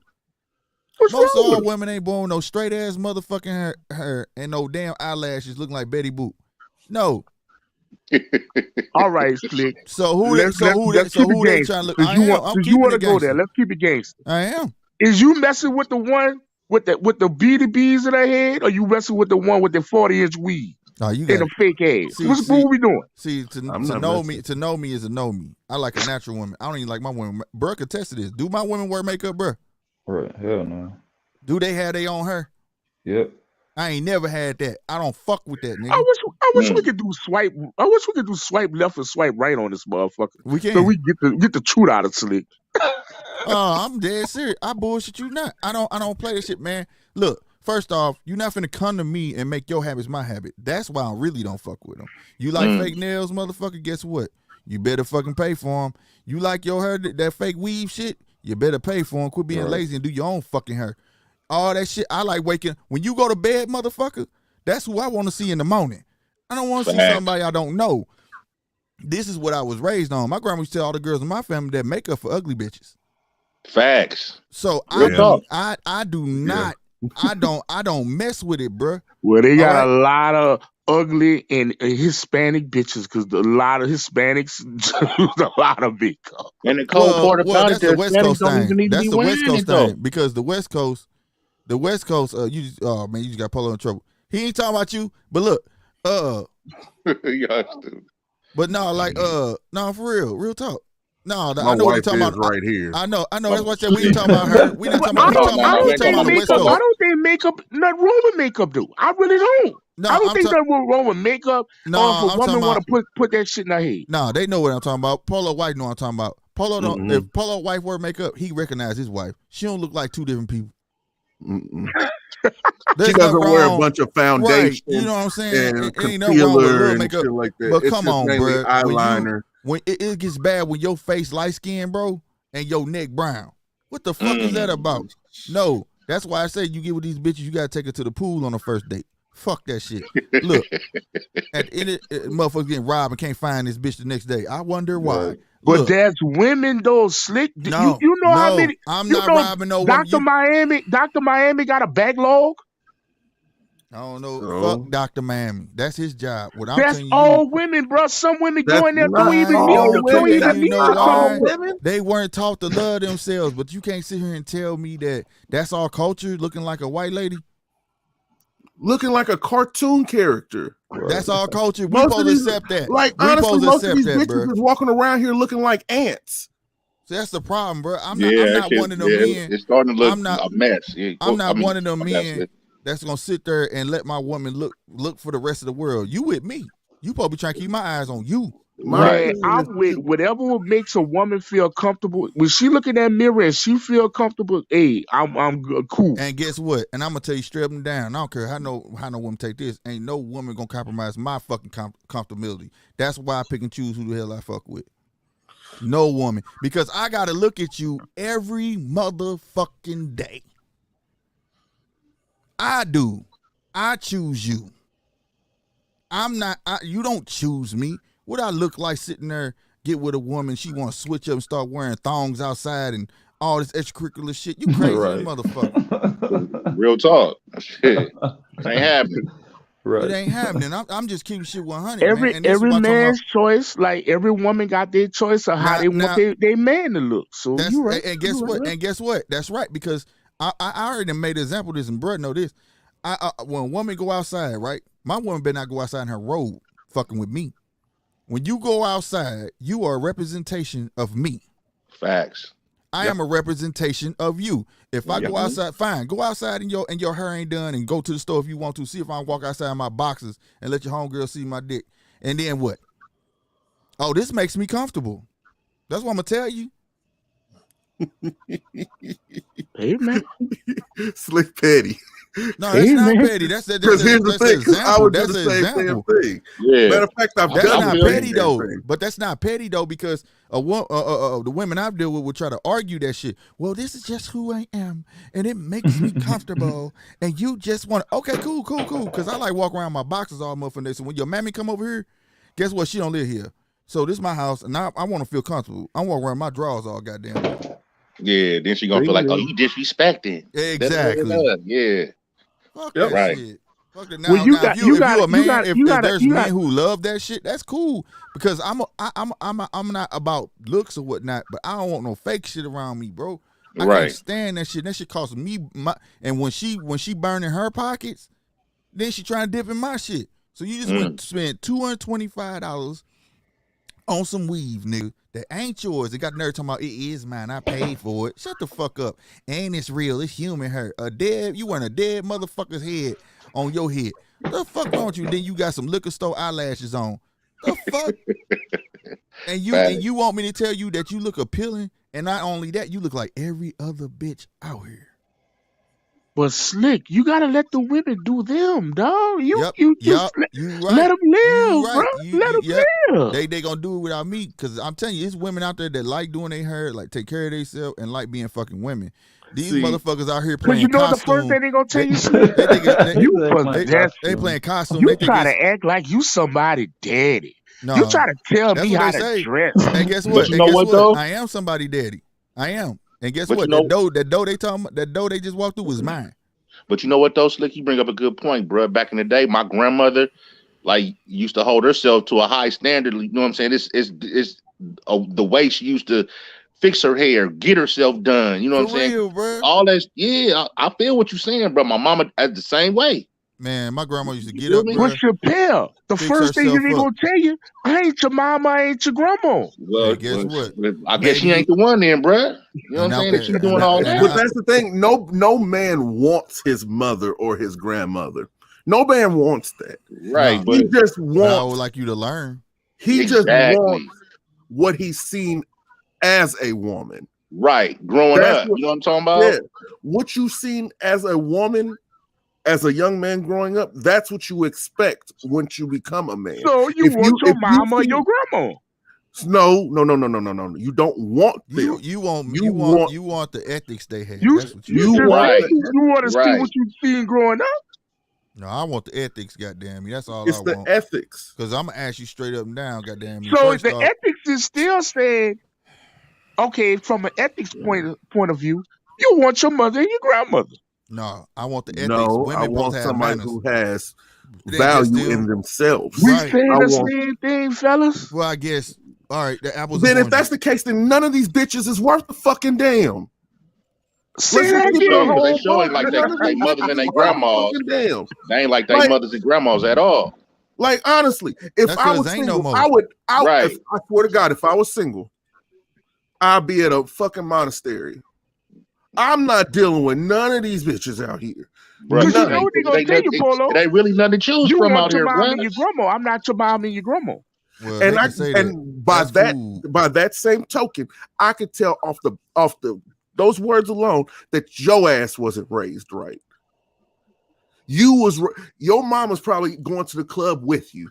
It's nothing but a bunch of hood rats and possums in your family. That's all it is. And she gonna turn around and look you in your face and say, "Look, I had a daddy already. I don't need to be raised twice." And I can't tell that you had his ass. But I'm gonna tell you something. Most time when women say that, it's like goddamn me a cop out, bro. You know what I'm saying? Because they don't know they weren't raised right in the first place. You know what I'm saying? I bet. But Rob, if she had a daddy though, I bet you though she'd be carrying herself to a certain standard. For sure, for sure. That's a fact. Yeah, I agree with you. I agree with you. But she didn't have that daddy, so she damn sure don't want to hear nothing the nigga gotta see. But she still had that mama there though. On her own, and she still had that mama there though. That mama supposed to be the mama and the daddy though. Mama gonna tag team whatever she say. You already know that already. You know the mama ain't going against nothing you gotta see.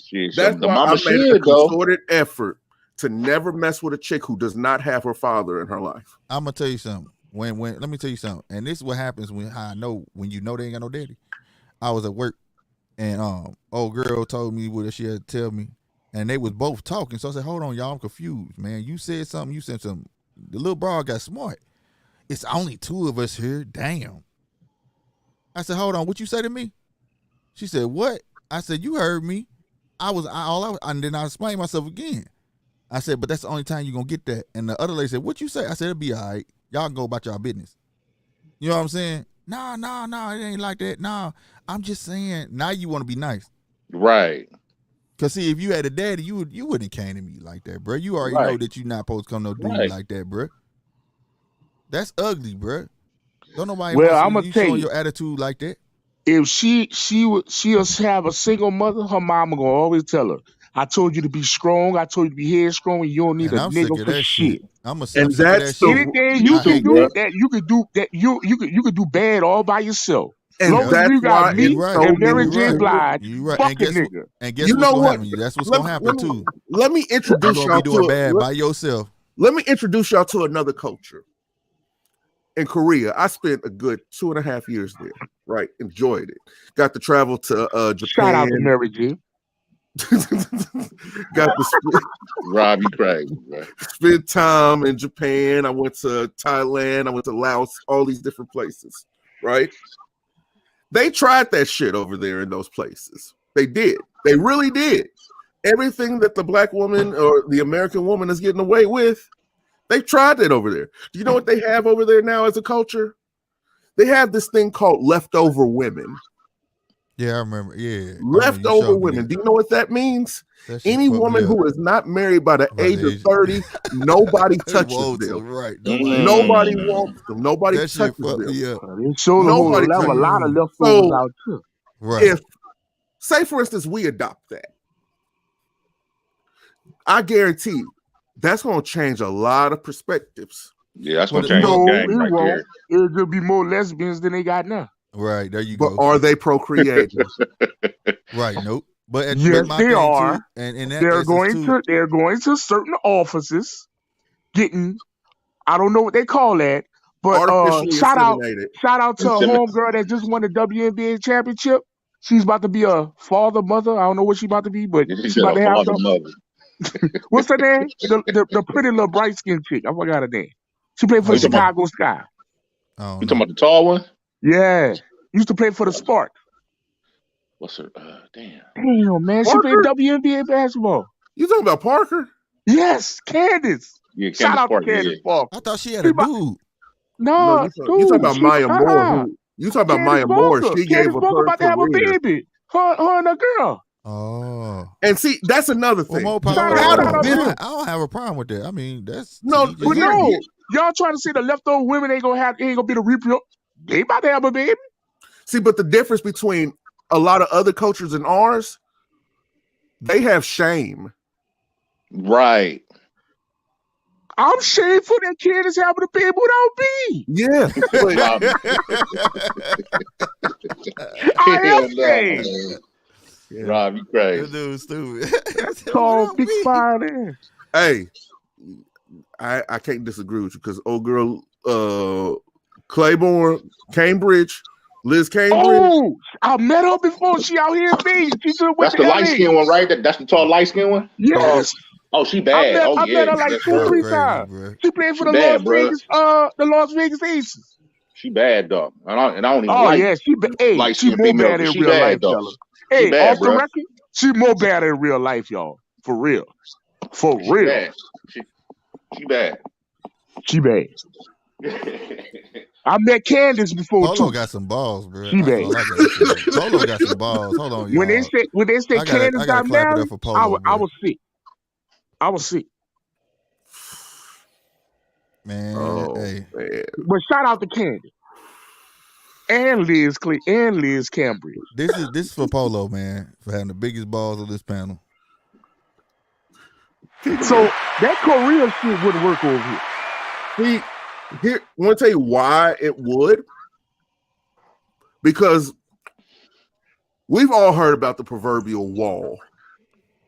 We've all heard about it, the wall. Right. And we all know that men hit their wall a lot. Honestly, men, we don't really hit a wall. It's like the older we get, the more attractive we get as men. For some reason, I'm starting to notice with more grays in my goatee and stuff like that, I'm starting to attract more women or whatever. More grays in my head, I'm starting to attract more women or whatever. This thing got balls, bro. This allegedly. Allegedly. You say your wife. Wisdom, man. This nigga tripping, bro. Allegedly. You got balls. Oh, you know I ain't going nowhere. Fuck these hoes. Fuck these hoes. But once women start showing them grays, Bernice Burgos smile at you. Right. What? You know Bernice? Now Bernice now. Damn, Bernice like married men. Now Bernice, goddamn. When women start to show them grays, it's pretty much over. Damn, bro. Why you say that right there? You're lying. This dude right here. That is not true. Polo gangster, bro. This dude tripping. That is not true. So you try to say, if Halle Berry will holler at you, you ain't hollering back. I don't think Halle Berry is attractive. Janet Jackson. God damn. I really don't think Janet Jackson's attractive. Man, something wrong with this dude. This dude on that shit Deontay Wilder on. Yeah, that God Yashua, he on it. That's why we got off. Hey, what my homeboy at down there?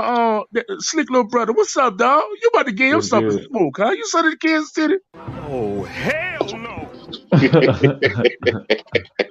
I don't say Danny Jackson and Halle Berry is not attractive. They not. I mean that's Polo. Hold on. I got another one for you. How about Stacey Dash? Young Stacey Dash was bad. She was attractive. Yeah. She Bruh, was. you hard to. What about Rosie Perez? How's that? What about Rosie? What about Regina Hall? Regina Hall. She seemed two-faced to me. So no. Regina Hall? She seemed two-faced. Regina Hall bad, bro. Right. I'm talking about all women over 50. I just mentioned. So they fine. It's about the finest of the block would probably be Nia Long. There you go. Yeah, I like. She got gray hair. Yes, Lord. We'll leave her alone. Yes, Lord. That'd probably be the one I pick because she still look like the girl next door. Yes, Lord. She got gray hair. You will leave her alone. Everybody else is pretty much damaged goods. Megan Good. Damaged goods. Yeah, she going through something right now. She still look good, this motherfucker. She don't look good to me. She got her head don't match her body. Oh, what? Yeah. She got like this. Yeah. She's literally a walking Funko Pop. I can get past that, bro. I can get past all that, bro. That's Nia Long. I mean, that's Megan Good, bro. She fine. You can have her. You lost me at Janet Jackson, bro. Right. Janet Jackson pleasure principle though. Janet Jackson is not it. Bro, that motherfucking nose. That's I can't get over that nose. Hey man, Janet Jackson like, being bad. Everything is nice, the skin tone, but then when you get to that nose, it's just like both Janets look good to me.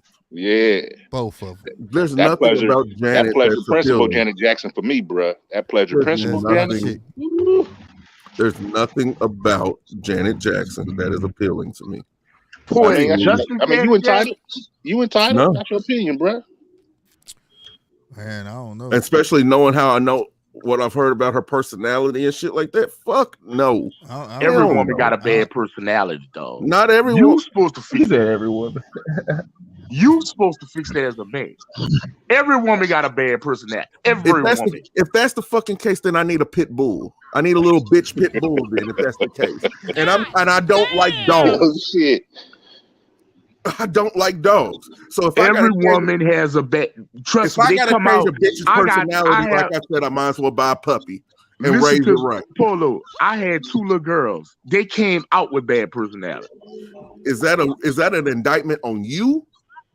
No, it's just their nature. Their nature. Not every woman has nature like that. Man, every female has a bad personality. I can say my wife didn't. See, mine didn't develop the bad personality. She used to be so sweet. She used to be one of the most caring and loving individuals. Who are you talking about?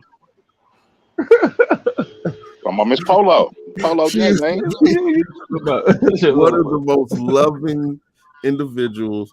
But since I got her pregnant and knocked up and everything, she just guess what she was doing, Polo? She was just.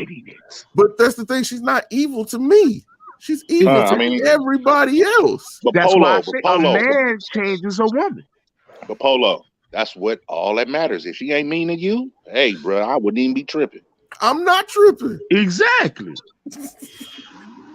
But every female has a crazy personality until she meet that right man. Right. I don't think it's messed up. It's just, like you say, it's crazy. It's a big. Well, Janet done been through how many? That's cool. Oh, bro, then you can't do that. We can't do body count with me. No, I'm talking about husbands. We can't do that. No, I don't see that whole body count shit. I don't really. Fuck that, I do. See, but I'm gonna tell y'all. You ain't finna roll up on me like a used Toyota. Facts. Hella miles. But look, let me tell y'all something. And shit. Let me tell y'all something. Since we all men on here and we got grown man talk, we got one of the men in the thing going through it right now, Mr. Kanye West. Shout out to Kanye West. He going through it right now. Kim. Let me tell you something, dog. That woman been rich when she came out of the womb. The woman is now wealthy. The woman is a billionaire. She don't care how much money you got. You can't impress her with gifts. You know what that woman want? A woman like that? Normalcy. That's why she all in Pete Davidson ass. Because he taking her ass to a sushi bar, to an ice cream shop, Baskin Robbins, bringing her somewhere fucking normal. Yeah. That's what impresses her.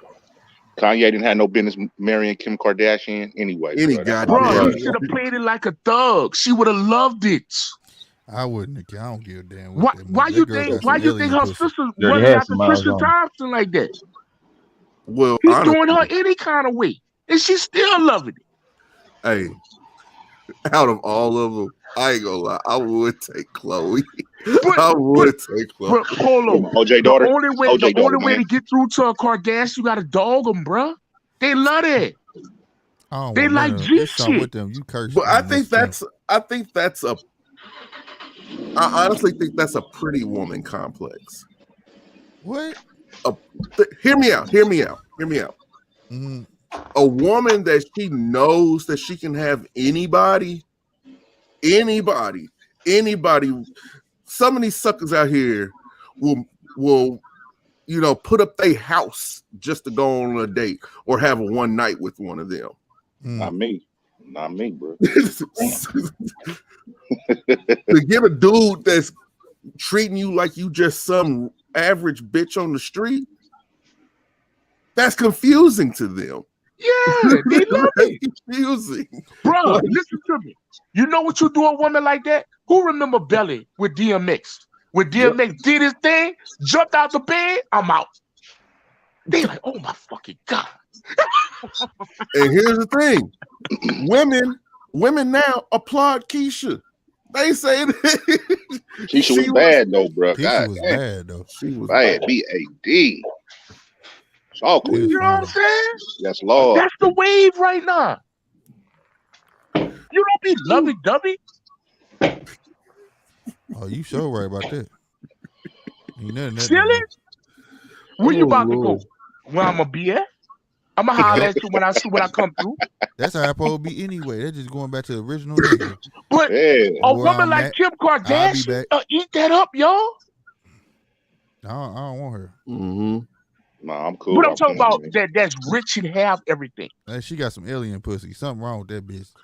Bruh, she a curse. It's they like, putting, I don't know. I'm not. They putting that. Like, see, Rob be talking about that voodoo and shit ain't real. I look at ain't real, bro. I look at a Kardashian tourist.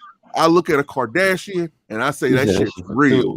That shit real. They got a cult going over there, man. The Kardashians ain't nothing but a cult. No, I ain't messing with it. But you know what?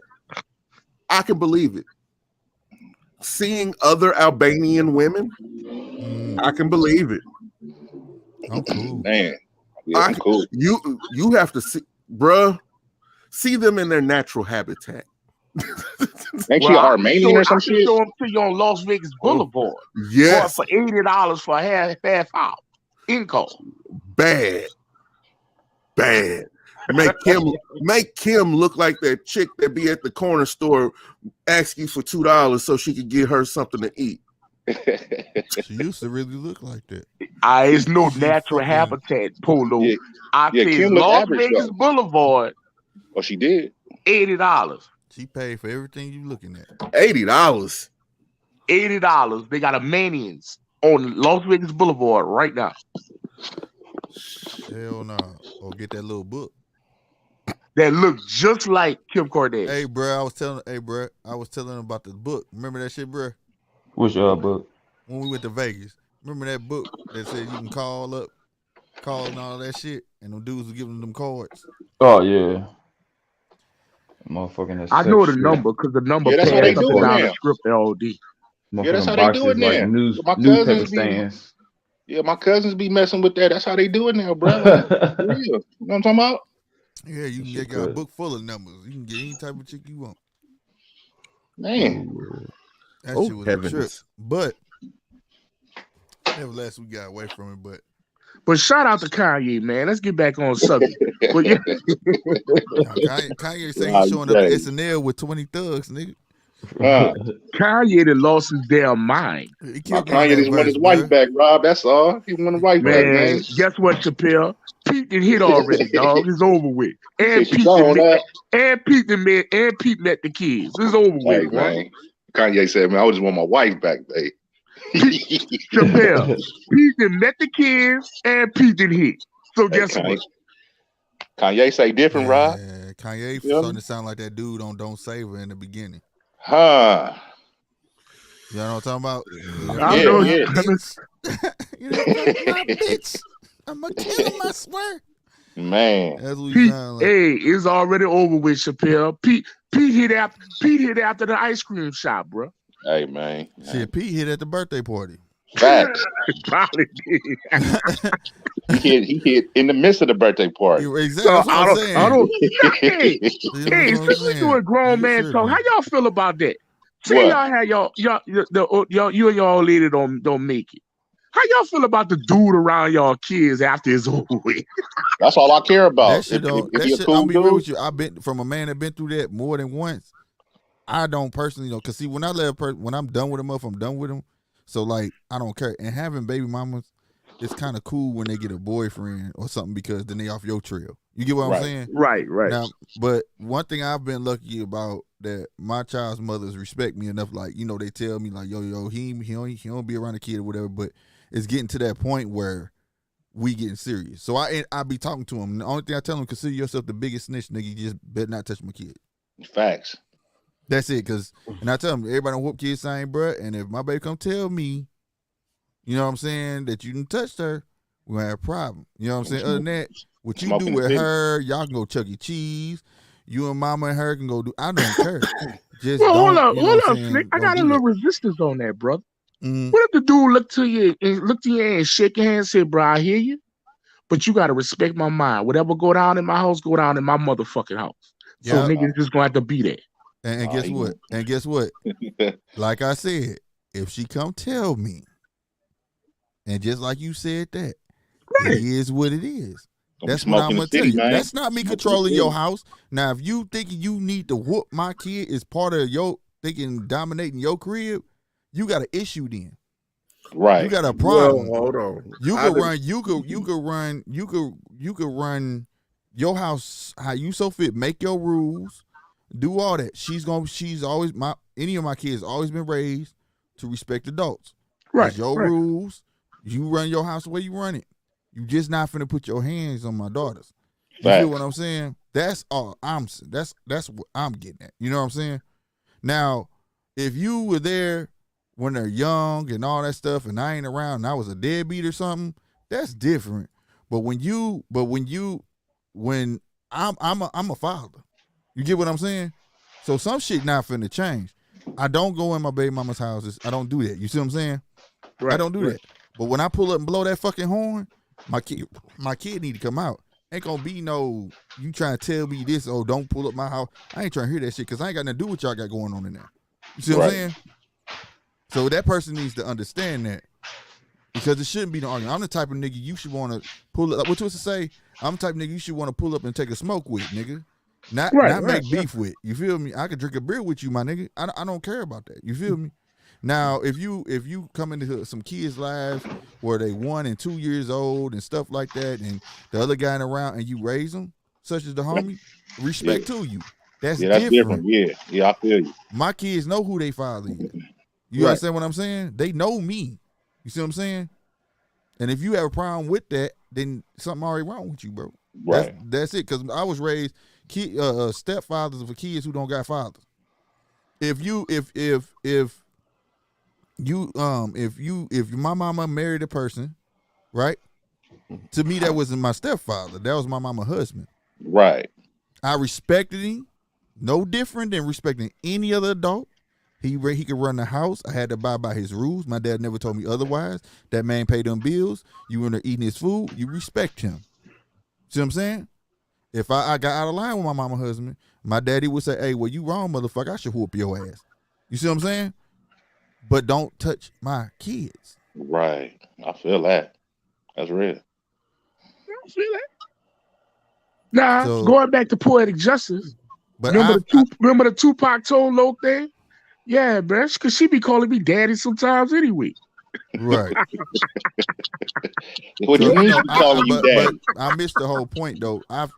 My oldest mom, I sat there, drank with their dudes. I didn't, you know what I'm saying? I have no problem with none of that. You know what I'm saying? My baby mama called me, man, he tripping, man. I don't know what would you. I don't care about. Believe that I don't care. Because like I said, when I'm done with a woman, I'm done. Now, every man don't feel like that. They be like, man, my daughter ain't calling no other nigga daddy. Well, that's the thing. Look, check this out. Here's the thing. This is how I feel about that. Let it be the kid's choice. Because see, everybody can be a daddy, my nigga, but you only got one father. Right. And if you're doing your job, I'm talking I can put my kid, say my youngest, and her mom get married. I can guarantee you right now, if I said bring your ass here, she gonna come here. He can say what the fuck he wants, so she not gonna do it. Cause she know who her father is. You understand what I'm saying? Period. So I have a problem with them moms that be like, you know, this your daddy. This your daddy ain't on over here. He here. He do this, and that shit not cool. Nah, hell no. That shit not cool. And the cold part about it, my oldest mama try to use straight. I'ma find her a new daddy. I said, go ahead and do it, nigga. This is that third. And then one day the shit happened. She got with this guy. She was staying in Louisiana, Elliott at the time, in Alexandria, Louisiana. And she was staying there. And she met this cat. They got serious. They had even got a house together. You hear me? My oldest she was about 12 or whatever. And she slipped up and called that nigga daddy. She called me or whatever because she thought she was going to get trust. I said, no, but that's how you feel. She was like, yeah, nigga, my baby mama was hot. Hell no, she ain't calling that nigga daddy. You are daddy. Out of all them threats I used to hear all them years. You see what I'm saying? Because one thing she couldn't deny, we might not get along. My kid didn't have to want for shit. Right. Well, there goes the distinguishment, because even if you help in the process of creating that child, doesn't really make you a father. No, it's the stuff that you do. It's more than that, bro. It's a bond, bro. Because being on the other end of it, it's a difficult situation, but it's a situation that you got to know that you want to deal with. Right. You don't, this type of situation ain't something that you go into halfway. Right. Or when you start having kids with the mother, you be like, okay, well, fuck that. These is my kids. You just my stepchild. Right. I actually have a problem with that term stepchild. I do. Especially if I'm the one taking care of you, if I'm the one providing a roof over your head, if I'm the one providing the meals for your nourishment, if I'm the one that's doing this, and this, then give me a little bit of reverence, especially if I have been the one that's been taking care of this child since an early age when they weren't even able to walk. Right. Yeah, you know what I'm saying? But you're saying, Paulo, respect me as a man. You know what I'm talking about? But if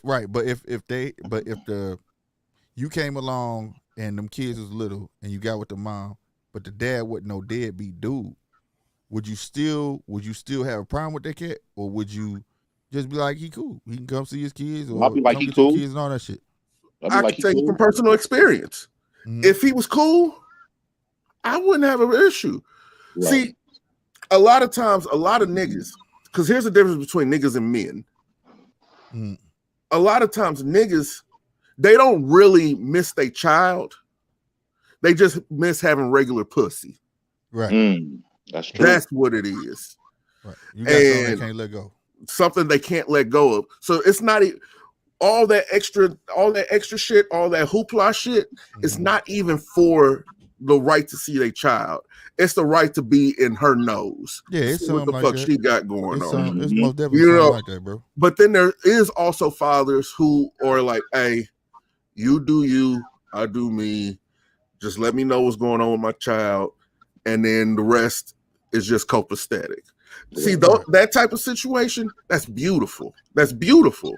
Because for that child, one male role model is good. It's good. It's perfect.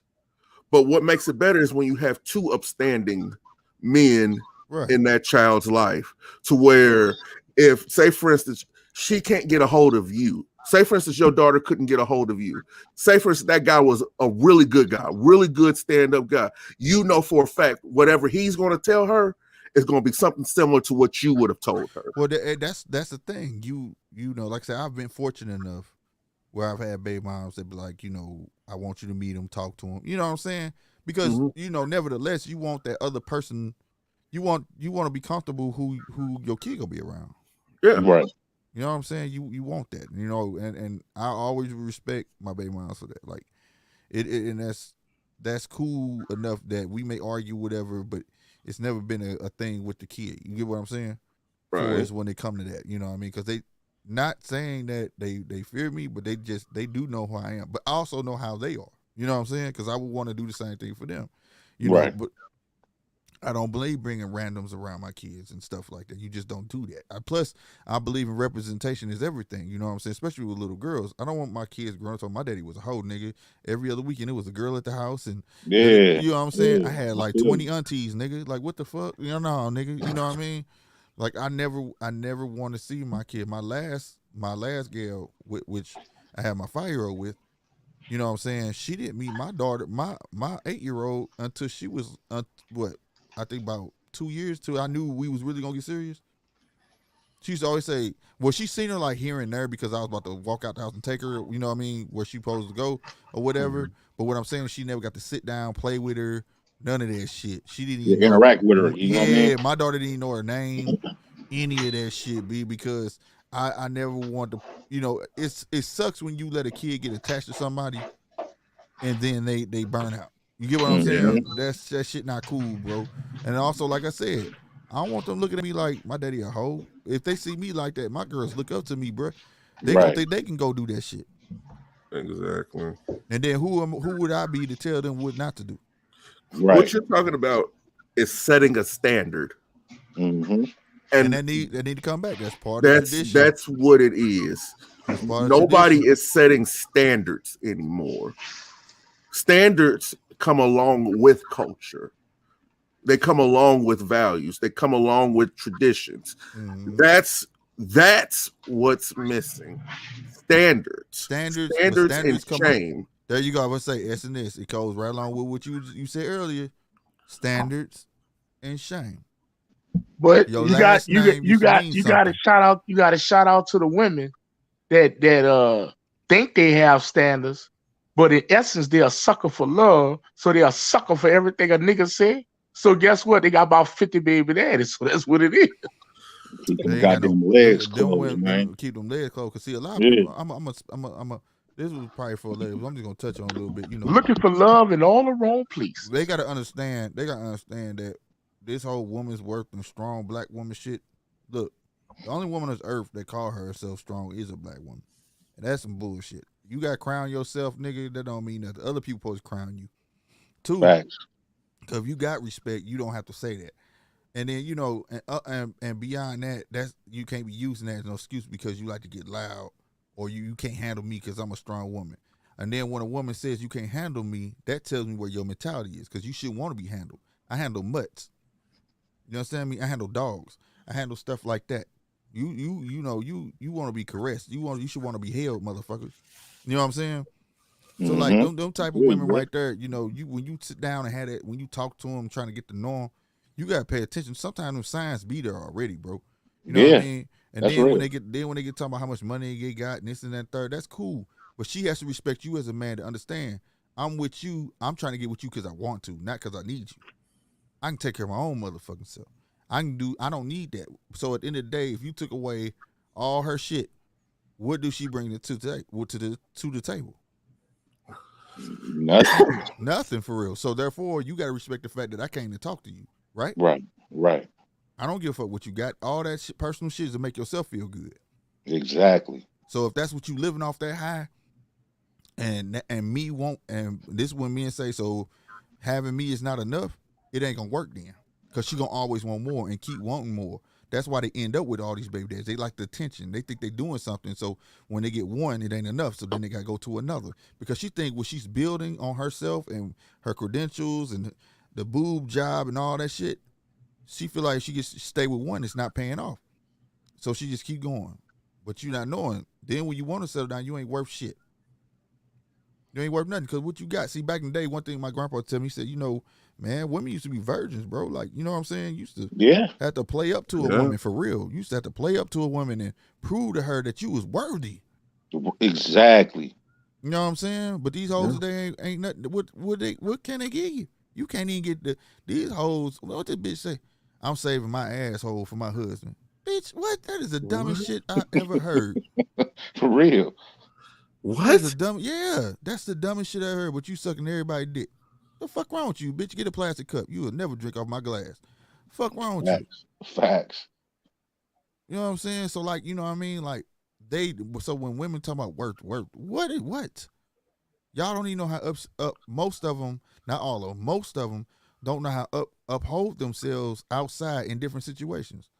Got their belly out. Believe it or not, people say that ain't no big deal. Yes, it is. If I take you somewhere with your belly out and tight jeans and you got this little halter top showing with lace and all that shit, I bet you'll feel out of place, the places I could take you.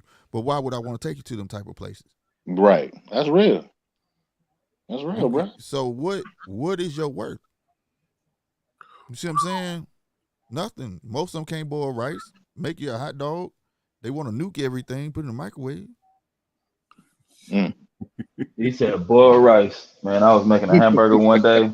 I asked my ex, I said, hey, you want I said, shit, it's some more she wanted me to cook one for her. I was already done. So I was like, shit, there's some more hamburger up in there. Go ahead and patty you up one. She said, I don't know how to patty up a burger. I was like, holy shit. So it blew my mind. Yeah. So I was just like, wow. When I hear women talk like this, but they tell you that you chauvinistic. They tell you that you a feminist. They tell you that you all these things to try to demean, but in the meantime, while they're telling you these things, they're demeaning you as a man. Facts. You get what I'm saying? Yeah. You can't say I'm demeaning you and demean me at the same time. So you got to keep that shit moving, bro. Be, like I tell people, be chauvinistic. What chauvinistic is to a woman is you telling the truth. That's it. And if that mean I'm chauvinistic, that mean I'm a feminist, and so be it. But a lot of these women slick these days, they can't handle that, bruh. They cannot handle that. That's cool. Because it ain't my job. It ain't my job to retrain you, as you say. I ain't trying to be your daddy. Right. See, I have an issue because I got somebody. Right. I got somebody. I know how to talk to her. Right. I'm not about to learn how to talk to you. I'm going to talk to you how I see fit at that time on how you present yourself. Right. And that's the thing that women can't handle. They want every man to treat them like they're in a relationship with them, but still have the freedom to do whatever the fuck they want to do. I'm not about to talk to you like you my girl. I have one. Right. Fuck your mother. Fuck your grandma. Fuck your dead ass great grandma rolling over in water in the ground. We can't do that one. Not that we ain't gonna say fuck the dead folk, but I feel you on other shit. Yeah. Calm down, Polo. Calm down, bro. But not. I just get tired of people trying to change shit that ain't needing any change. But the thing is, this is the thing. These new youngsters don't understand. Like I said, they don't understand what a man is. 2, so they don't know what they're getting with. 3, the most men are simple, bro. The thing is, men pick a woman, right? We pick the woman. Women don't pick the man, right? Right. Women pick the woman, hope to hit. She like what she like, then y'all stay together, right? But thing is, I'm not with you for your dollars. I'm not with you for nothing else, bro. Men pick a women for companionship and support. That's it. Support don't mean money. No, you know what I'm saying? It means an encouraging word every now and then. Exactly. That's it, bro. That's it. We ain't no man with you for your dollars. Ain't no man with you because you got a nice car. That's all teenage shit. You see what I'm saying? Right. But when you with a man and you meet him, he already got his own place, his own car, all that shit. And I don't give a fuck if it's a Benz all the way down to a fucking Dodge Neon. He taking care of himself. Exactly. So it means he's all right. He's content. He's fine. You see what I'm saying? So whether you step in or you leave, he gonna be all right. So you have to respect the fact that he wanted to be with you, and he with you for companionship. He's not with you for nothing else. And if women will realize that and just concentrate on the companionship and making the friendship inside of that relationship fun and all of that stuff, you would never have a problem. Never. It'd be like having your best friend. I had that with my wife, Lord rest her soul. People used to always, and Burke can attest to this, people used to be like, y'all don't argue for nothing. Bruh, tell these niggas, I see a girl with an ass, I'm like, damn, her ass fat. My wife be like, she need to give me some ass. I ain't got shit. We rarely argued, bro. Cause damn, that's rare, bruh. She had a sense of humor. I'd be like, babe, look at her. Like we man, I'm talking about just, it was fun. But we had a friendship just as well we was in a relationship. And I knew when she was having a bad day before she knew she was having a bad day. She knew when I was having a bad day before I knew I was going to have a bad day. Meaning when she woke up, like, good morning. I could tell by the way she said good morning. I'd be like, oh, time to go play basketball, nigga. I ain't finna catch this one. You know, she need her space today. You get what I'm saying? Mm-hmm. You know, shit like that. Fellas come in the house, bruh, tell you, where she go, bruh? In the room. In the room. Mm-hmm. Just out of respect, because ain't nobody finna be catching eyes, none of that shit. And I do the same thing. Her homegirls, I'm finna go. Shit, y'all be doing book club? Yep. All right, y'all, I'm out. You know what I'm saying? Yeah, we had that. But see, women, they'll say, oh, he treat me like I'm a slave. Why can't I stay out here with y'all? Why the fuck you want to be out here? It's men in here. Go on about your business. You know what I'm saying? Right. That's the difference. You know what I'm saying? And women don't know that. It's not about playing a role. It's about playing your position in this relationship. That's all it's about. Have my back when I need you to have my back. I.e. role. Your role. No matter how you break it down, that's a role. It could be a role. It could be a role, but all I ask you, have my back when I need you. That's it. Yeah, that's what it all, you know what I'm saying, boils down to. That's it, bro. You can have a job, good. You know why I want you to have a job? Because this mine. You ain't got to pay nothing, but have a job, because you're going to pay for your own weave. If you got weave, you're going to pay for your own nails. You're going to pay for all your own habits, just like I got to pay for my own motherfucking habits. And also, if something was to happen, you can pick up the slack until I get back on mine. That's all I want you there for. That's it. You supposed to have my back. And if you can't do that, then it is what it is. If you get what I'm saying? Like, at that point, if you can't do that, then you're a liability. There you go, because I've been saying, bro, I'll tell you that. That would used to be more, hey, if you ain't an asset, then you gotta go. You gotta go. If I feel like it's a weak link, I can't, nope. You know what I'm saying? Mm-hmm. So, like, you know what I mean? At the end of the day, I think that's what women, they fall into this trap of what a man's supposed to do and don't even know what a man is. Don't even realize when you met this nigga, he already had a crib.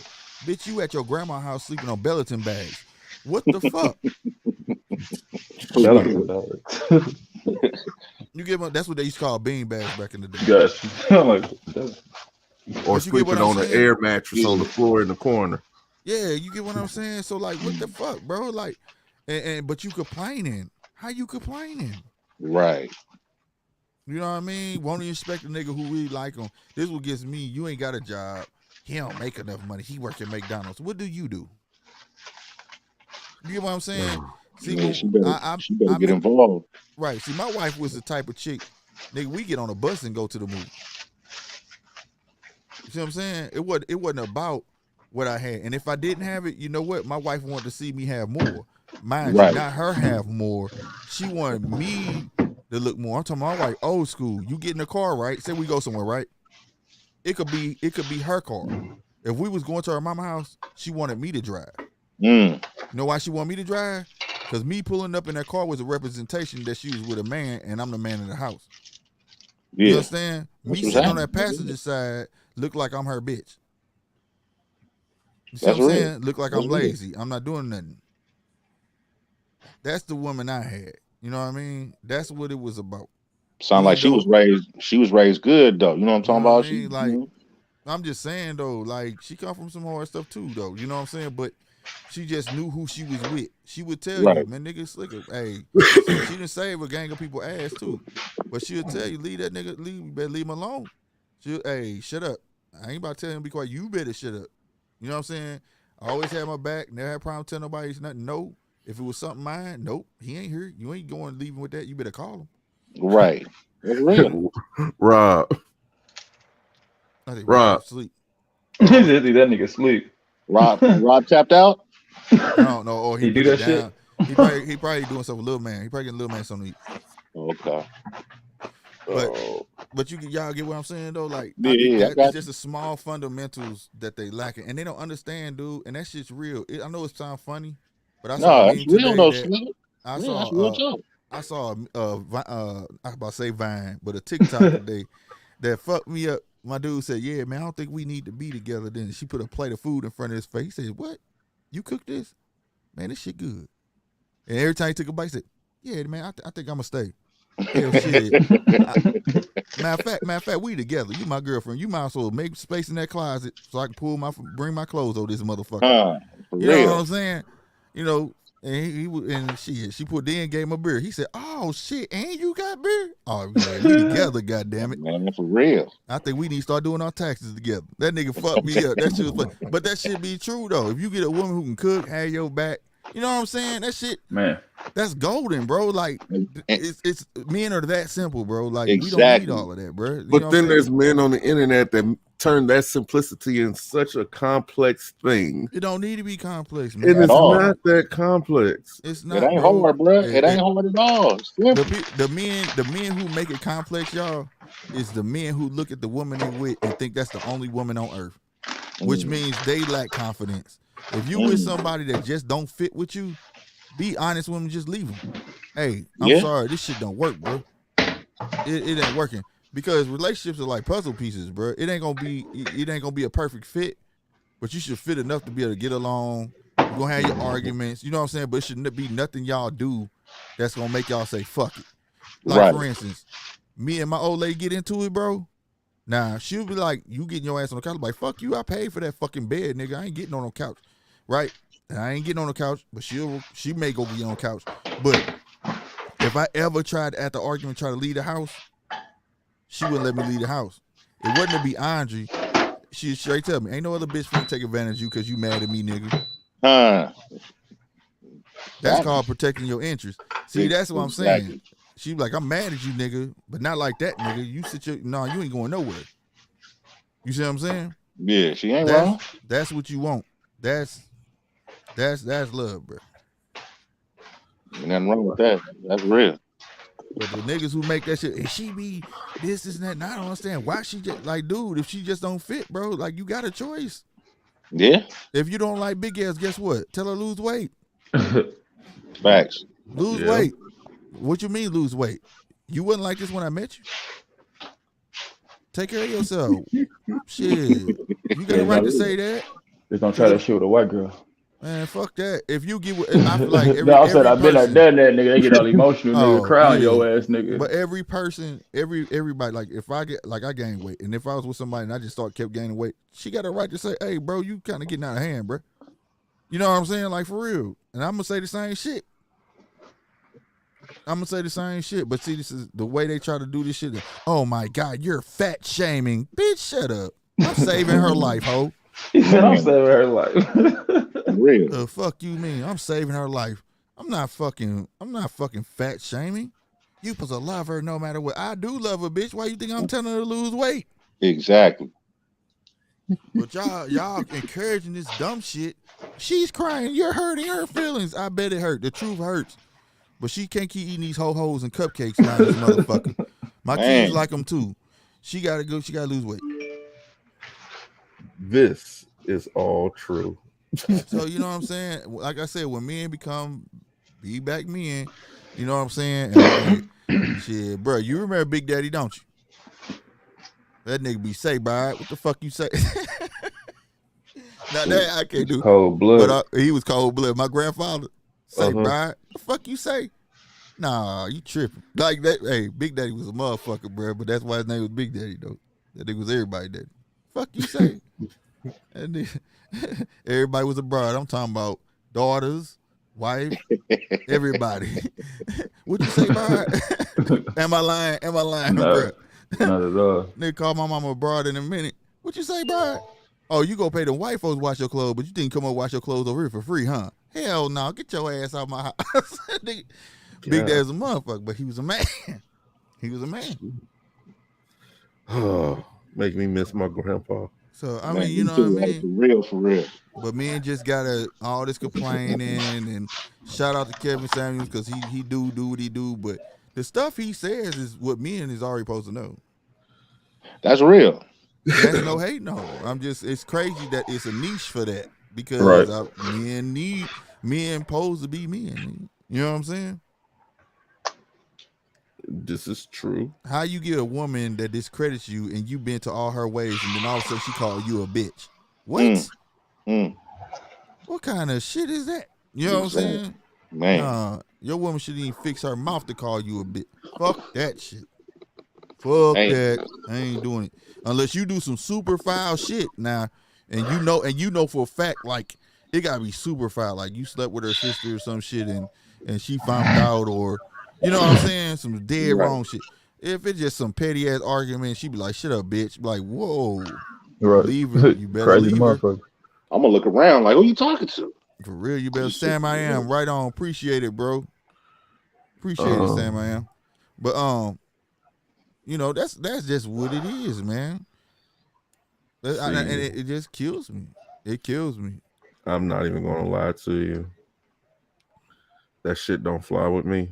Yo, dog. At all. The first time you say that, that's how I think you really feel. Exactly. So you ain't never had respect. You ain't never respected me. Yep. So now I have to show you the utmost disrespect. Now I have to show you. I have to show you where you stand in the pecking order of life. I have to show you that you replaceable. That's the whole thing. That's the whole thing. Y'all outnumber us 5-1. And there's new ones born every day. So at the end of the motherfucking day, you done lost your mind. That's what I'm saying, bro. They don't see that shit, bro. Like, you know, but I ain't saying you supposed to make your woman feel like she got to walk on eggshells. No. But I don't think that's right. She supposed to know to respect you, dog. Not call you out your name and all that shit, and even talk. Now I'm talking about not even talking to her friends, bro. Oh, he be acting like a bitch. Fuck all of that. That's a rap. I tell you, ground. Hey, kick rocks. The ground don't move by itself. Get the walking. Go. Bye. Get out. I do not give a fuck. I'm talking about that moment. Like, I done lost all respect, and I'm not even finna argue with you, bro. Leave. Leave, because I was taught, now you ain't put me on my own shit. For real. You can't. That's why I always have my own. You moving with me. Get out. You know what I'm saying? That's why I see. But y'all see, you gotta watch these shows and all that shit. What do they portray men in shows? When a woman and a man live together, 9 times 10 on TV, the woman own it, don't she? And she put the nigga out. Yeah. They show this shit, bro. Like it's conditioning without even knowing you being conditioned. They do that shit, bro, for real. They'll sit there, make child support seem so good. I remember when I first peeped it, right? With the child support window. It was remember that movie Armageddon? Yeah. And remember the white dude, he was gonna go out of space and he wanted to see his son one last time. He was like, I'm finna do something real great. I can't tell you what it is. And she had him, she said, I told you don't give me my money. You can't see your son. So she was holding her son for ransom. But the minute the nigga came home, she saw that nigga on TV for saving the world. He was like, oh my God, yeah, he can come home. I was like, you old bitch. For real. What the fuck that chick got to do with your son? Because his son was young, bro. Them kids don't care about that money. They care about time. Exactly. And you just robbed your son at that time. But more you saw people that shit on TV, they think that shit cool. I actually talked to a woman. Yeah, he don't pay child support. He can't see his kid. So he got to pay you to see his child. Right. Facts. Like, that shit not cool, bro. That's not how that shit go. That's not how it should go. You know, that's a form of abuse, bro. Mm-hmm. Because what you doing is making him think his dad didn't give a fuck about him. Exactly. and you gonna place a complex on that kid about that shit. And that's manipulation too. Yeah, a form of manipulation. But what's worse, that kid growing up thinking his daddy didn't give a fuck. Yeah. And he have a complex about it. Now he see other people with their daddy. She's like, fuck niggas and all this shit. Now he got anger issues. Then he grew up to learn that his mama was the culprit the whole time. You know how that fuck your head up, bro? Man. So that now you got complex of I don't know who to trust. Exactly. See, they don't think about that shit, bro. They don't think about stuff like that, man. You know, and teaching kids that's the norm, and you know, shit. Like I said, that shit fucked me. I went and picked my girls up from daycare one time, man, and you know, my girl was with me. She was like, "Y'all stay at the same house?" I'm like, "Yeah." Oh, like little dude had never saw that. Like he thought it was just supposed to be mama at home. That shit fucked me up, bro. Like, you know what I'm saying? Like, nah, man, these women, you know, they need to be more focused on being a woman first, and everything else need to come second, bro. Right, for real. Well, being a mother is a responsibility within itself. Well, being a mother is a responsibility, but you got to make sure it's a responsibility that you want. Yeah. Like I said, there's too many people that's pregnant off of one night stands. You know, we'll go get a plan B. Keep it in your wallet. For real. Shit. Because being you got, like my dad said, I wanted that. I wanted you. I wanted the son. You get what I'm saying? But I don't have to take care of you, nigga. We could have easily gave you up for adoption, or your mom could have had a boy. You understand what I'm saying? Right. You know, I wanted you, so I enjoy taking care of you, but I don't have to do it. So in other words, you better respect it. You get what I'm saying? It was all in the same breath of, you want to keep talking shit, you talking about I don't do nothing, then take all your clothes off, take your drawers off, and you can go and leave this motherfucker. The everything, so I don't do shit. I bought all that shit. You see what I'm saying? Mm-hmm. So it's a thing that you because ain't no parent on this earth don't got to do shit. They gonna drop your ass off at the adoption as you keep it moving, nigga. Man, I'm game, being real, bro. Yeah, I'm being real. real. Like you, it's a responsibility. Like I enjoy being a father. I enjoy that I got girls. People think it bothers me I don't have a son. It really don't, because I know how I was, and I know. I think my 5-year-old gonna be like, she like my boy girl. She's a tough motherfucker, but I enjoy them. I enjoy my daughters. You know what I'm saying? But I enjoy doing it. It's not a job to me. You get what I'm saying? Yeah. Parenting should never feel like a job. Once it feels like a job, that's when you have burnout. Right. That's when you find yourself starting to try to think twice about shit. Right. When I buy clothes and shit, nigga, I feel like I'm buying shit for myself. Like, this shit dope. You know what I'm saying? Like, this shit hard. Yeah. And then I get it to them, they face light up. Oh, I got some shoes. That shit make me feel good, bro. Like, that's what's up. Then you hear them. Then they get to telling them, my daddy bought me some shoes. Like, you know what I mean? That shit make me feel good inside, bro. Mm-hmm. That's all I need. Like, you know what I mean? You know, but for these motherfuckers that have these kids and think they mama supposed to babysit. They daddy supposed to babysit. Auntie, she ain't doing nothing. Why she can't watch them? What the fuck you mean? That ain't their responsibility. Facts. I was taught if my kids can't go, I don't need to go. Right. Yep. No, so it's just a matter of perspective. But like I said, we got grannies. You got your granny, your grandma, right? When I came up, granny and grandma, if they got along first off, because sometimes, you know, your granny didn't like your grandma. You know, that's why you always had your granny. My granny was the happy one, give you ice cream for breakfast. My grandma was the disciplinary one, whoop your ass. Your grandma didn't play. You know what I'm talking about? Grandma said go get that switch. For real. Niggas, but you know, whatever. But now if they got along, they was going to play bingo, right? Oh yeah. Now granny and grandma and daughter going out to the club. Man, bro. Mama, daughter, and granddaughter. Yeah, and all of them ain't number 10 years apart. Game and change. And trying. Right, I'm just saying. I'm just giving an even number. I'm just giving an even number. They all talking about this guy cute. 12. They all having the same conversation. This guy's cute. So it's the blind leading the blind. You know, you when it was generations in between stuff. Whereas you talk to your grandma, say, Grandma, you think that boy cute on there? Yeah, he cute, but He look like he come with problems. What you mean? Then you that grandma and that daughter, that girl, cousin, daughter, whatever, gets to have a real conversation. Right. See what I'm saying? Right. You know, I remember hearing my cousins complain about child support. This nigga don't do shit. They used to bury my grandma up. Nigga, I had to raise 6 motherfucking kids, nigga. Fuck you mean? What you gonna do if he die? So he don't do shit now, right? So what? You ain't supposed to do shit? Get off your ass and raise your kid, nigga. What if he didn't leave you? What if he died? Who you gonna cry to then? Right. You see what I'm saying? She's you a mother. Them your children. Raise them, nigga. You see what I'm saying? Get up and do something. You know, she didn't believe in that shit. She was not that nigga ain't shit. Go get child support on. She was like, that nigga don't want to be part of, like, fuck that nigga. For real. You still got to do your part. You know what I mean? Right. Regardless of the fact you get child support now, you still got to do you. So fuck that nigga. Don't get child support. Go do you, nigga. You know what I mean? Like, but you're never going to get that when you got, like I say, y'all 10 years apart. And goddamn, y'all all going to the same club, so all y'all wavelengths is on the same level. Man, bro, I done seen it. And ain't nobody more experienced. Ain't nobody more experienced.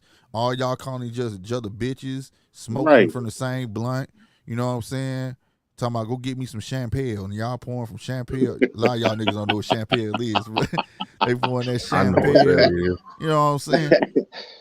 And all that shit, drinking Stag through straws and all that stuff, and having the same conversation as if they grew up with each other. So who learned it? So who learned it from who? Exactly, man. And if you don't watch out, grandma sleep with your husband or your boyfriend. That's a fact. Man, that's a fact. If not mama, and then gonna tell her daughter, well, if you was doing your job, he wouldn't have came to me. For real. Mom and grandma are the perfect side chicks at that just point. Like, remember on South Central while drinking your juice? Trey was upstairs tagging old girl, and the grandma walking, hold him down, baby. Let grandma get it. That's where that shit be going, bro. Damn, man. I'm happy I was raised the way I was raised, bro. Man, look. Like, that's why I be saying that about, like, my situation. I'm so glad that my wife was raised the way that she was, because I ain't even gonna lie, I'd be the shot a bitch. Like, that's crazy. I don't think I could deal with it. Me neither, bro. That's what I'm saying. I can't deal with this. I can't deal with this. What's going on these days, though? It's wild. Wild. It's the man. The word man is even demeaning. I mean, they trying to change. Do y'all know this was really going on? Yeah, I know they're trying to change definitions. Definitions to being a person's way. A black person hitting a black person has never been a hate crime, right? You would think we had the first bill passed from slavery on up, right? There's more proof of black people being beat the fuck up in America than anybody, right? Right. But then it's in textbooks. Right, exactly. We got stories and movies about this shit. You feel me? Like, Asian, but everybody else finding footage. Right. White folks, you hit a white person, guess what? Hate crime. You hit an Asian person, it's a hate crime now. If you hit a gay person, it's a hate crime, and that's not even a race of people, nigga. That's a sexual orientation. But here's the thing: you get more time for killing a dog than all of that. Exactly. But a black man, can't even threaten a person these days. That's a terrorist threat. But no. It depends who you threaten. Because a black man, you could beat the fuck out of him. You can shoot him. You can do whatever fuck you want to. And then they change the word. So now I gotta respect that you don't want me to call you Mrs. You are thy and they and all of this shit. Man, shut the fuck up. I'm not doing all of that. I'm not doing it. I'm like, Dave, don't call me that, this and then the third. I'm not this bit. What if I woke up one morning and said, I'm white? I feel like I'm white. Don't call me black. Or you just walk around and call everybody bitch. Right. They'll have a fit. So that's what I'm saying. But they exactly. If the words is being, you gotta watch it because they're trying to bend that shit. And to the point where motherfuckers can't catch up. You see what I'm saying? Shit, they turn the word slavery to servants. Slavery, right, exactly. Slavery now called servants. Servant, right. So at the end of the day, that's the newest thing to pay attention to, bro. The same story is going on for black folks, but everything else around black folks is changing. Right. But nothing is changing. Nothing is changing within the black community, though. And I'm saying it has to start with us some, but the little shit on the outside, they keeping it contained. You get what I'm saying? Right. They keeping it very much so contained. No law will ever be applied for a black person to rise. But for, like I said, being gay is not a race. It's a sexual orientation. So how the fuck does a sexual orientation get a hate crime? How? I don't get that. How? I don't get that myself. Right. Exactly. So being gay comes with special privileges. Because they're trying to create a new minority. But that's what I'm saying.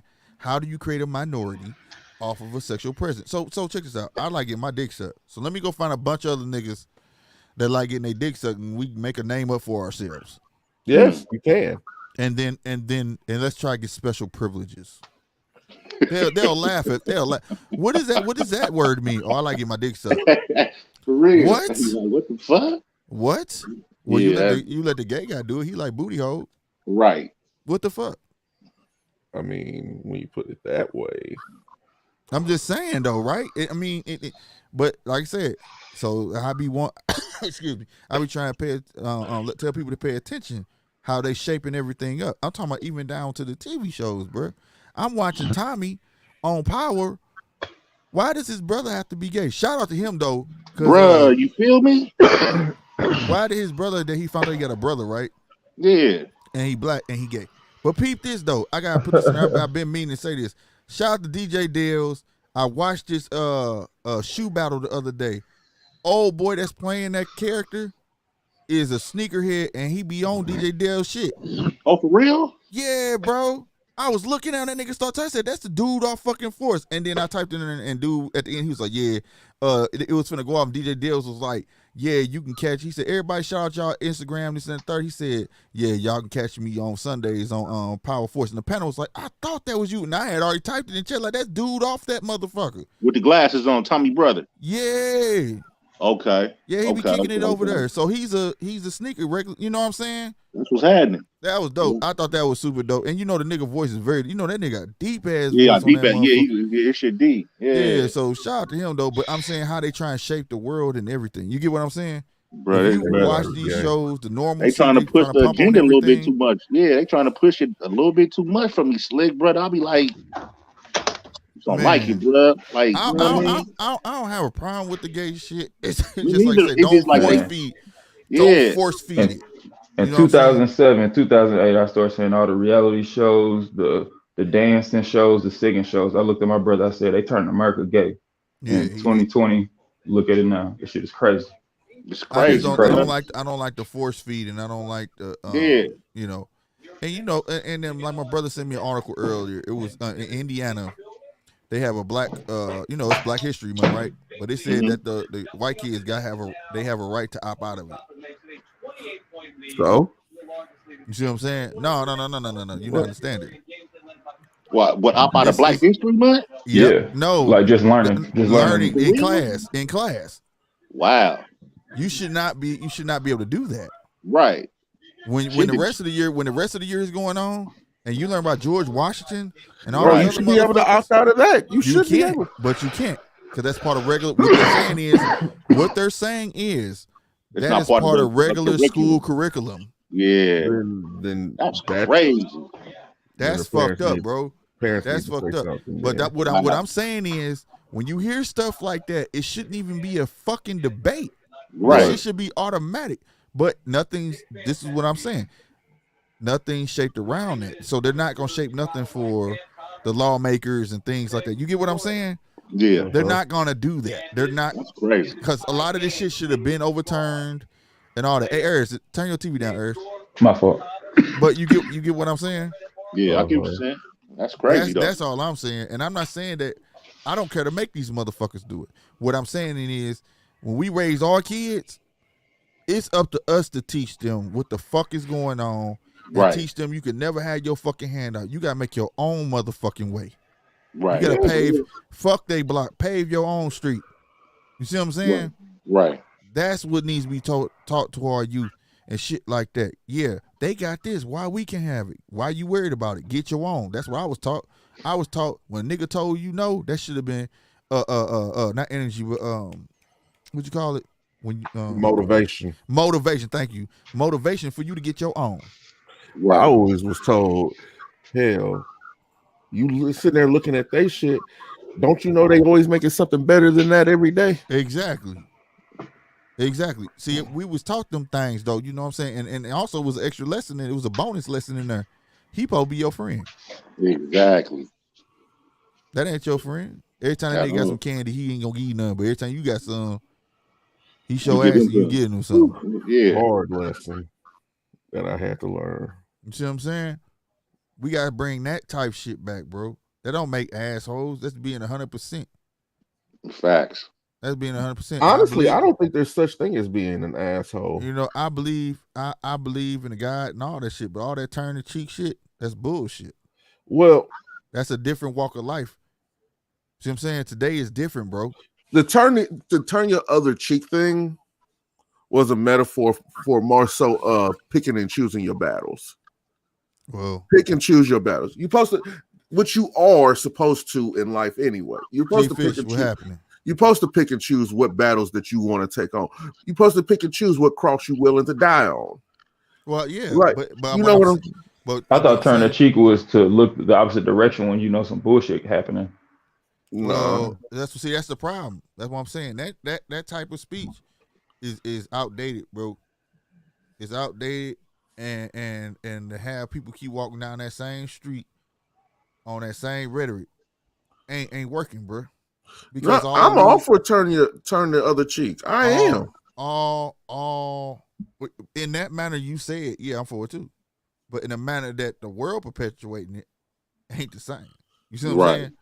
So like if you know, I'm all for teaching all people, you know what I'm saying, get up, get out, and get your own.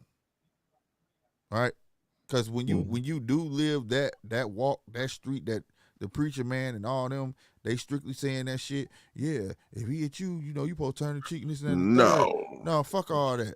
No, I ain't doing that. No, that's a perversion of the scriptures, and that's something that I've been personally fighting with here in Kansas City. But that's I really have been doing that. I'm gonna start recording it for y'all because I'm fighting against that shit because there's a lot of things that's being taught by the preacher to the family that's being passed down to the kids that's not factually relevant or even factually right. Like how I explained it to you is how it was explained to me, but of all people, not a Baptist preacher, but a rabbi. You get what I'm saying? Right. And that's not to say that there are, like, our grandfather was a preacher too, you know what I'm saying? Yeah, but not every preacher is like that. Right. Yeah, mine was too. You know, but like at the end of the day, you know, when you preach shit like that over and over and people actually start believing that, those are the whiners. But why they just don't do this? Why this don't happen? Or why? And they rather complain instead of trying to sit there and think of a solution. That's why they're called whiners. You know, and then you got the ones who do think they got the minds for solutions, but they have nobody to convey them to, so they choose to take the easy road out, like selling dope, do this and the third, because they don't have nobody to believe in them, or things as simple as that. That's why I say you be shocked. You know, it was a little dude in this apartment I stay in right now, right? Every day I saw him shooting basketball, right? And his friends and all that stuff. And little dude loved basketball. I didn't see him. Then one day I saw him sitting out on the stoop, and then he with his ball. I said, "What you doing, dog? I always saw y'all playing basketball down there." He was like, "Man, I ain't gonna do this no more, man. Don't nobody want to play with me." I said, "The hell with them. You like basketball, right? Go down there and shoot the ball." Right. Like, don't. And that boy still down there. He go down there every day and play ball. But what if I didn't walk past and say that to him? He probably would actually gave up. I don't know, but I'm just saying. Yeah, he probably would have gave up, stopped shooting everything. Right, because in his mind, he felt like he needed people to show off in front of or play ball. No, you do it because you love doing it. Right. You see that little chat, I don't know. I may never see him again when I move from here, but he may end up in eBay. Who knows? Yeah, you never know. The smallest things stick with people sometimes. You know what I'm saying? It's that one little conversation. That one conversation could push him to higher plateaus. You never know. Yeah, exactly. Yeah, but then there's a flip into that too. Do that? we really need more ball players? Well, no. The thing is, you got some people who are naturally good at things, and I'm all for pushing people for if you're naturally good at it. Like you gifted speaker. I tell you this all the time, right? You Thank good at that. You got people who are good, and if you push people toward things that they're good at, they're more likely to succeed. You see what I'm saying? Right. If you got brain, just a dead smart person, I'm like, hey, you need to go MIT, man. You get your shit together. Hey, I'll help you. You know what I'm saying? Mm-hmm. Whatever the case may be. But I'm not gonna tell a ball player he need to be a doctor. I'm not gonna tell. You get what I'm saying? Yeah. I'm not saying that he may switch up. He may switch up. He may as he get older. But the point is that the one thing I know that basketball is gonna do is keep his ass up out the streets. Yeah, for real. Yeah. It's that basketball. If he let go of that basketball, go hang out with them stupid little boys on the corner, then what? Well, yeah. I mean, so you know what I mean. Now I just want to get.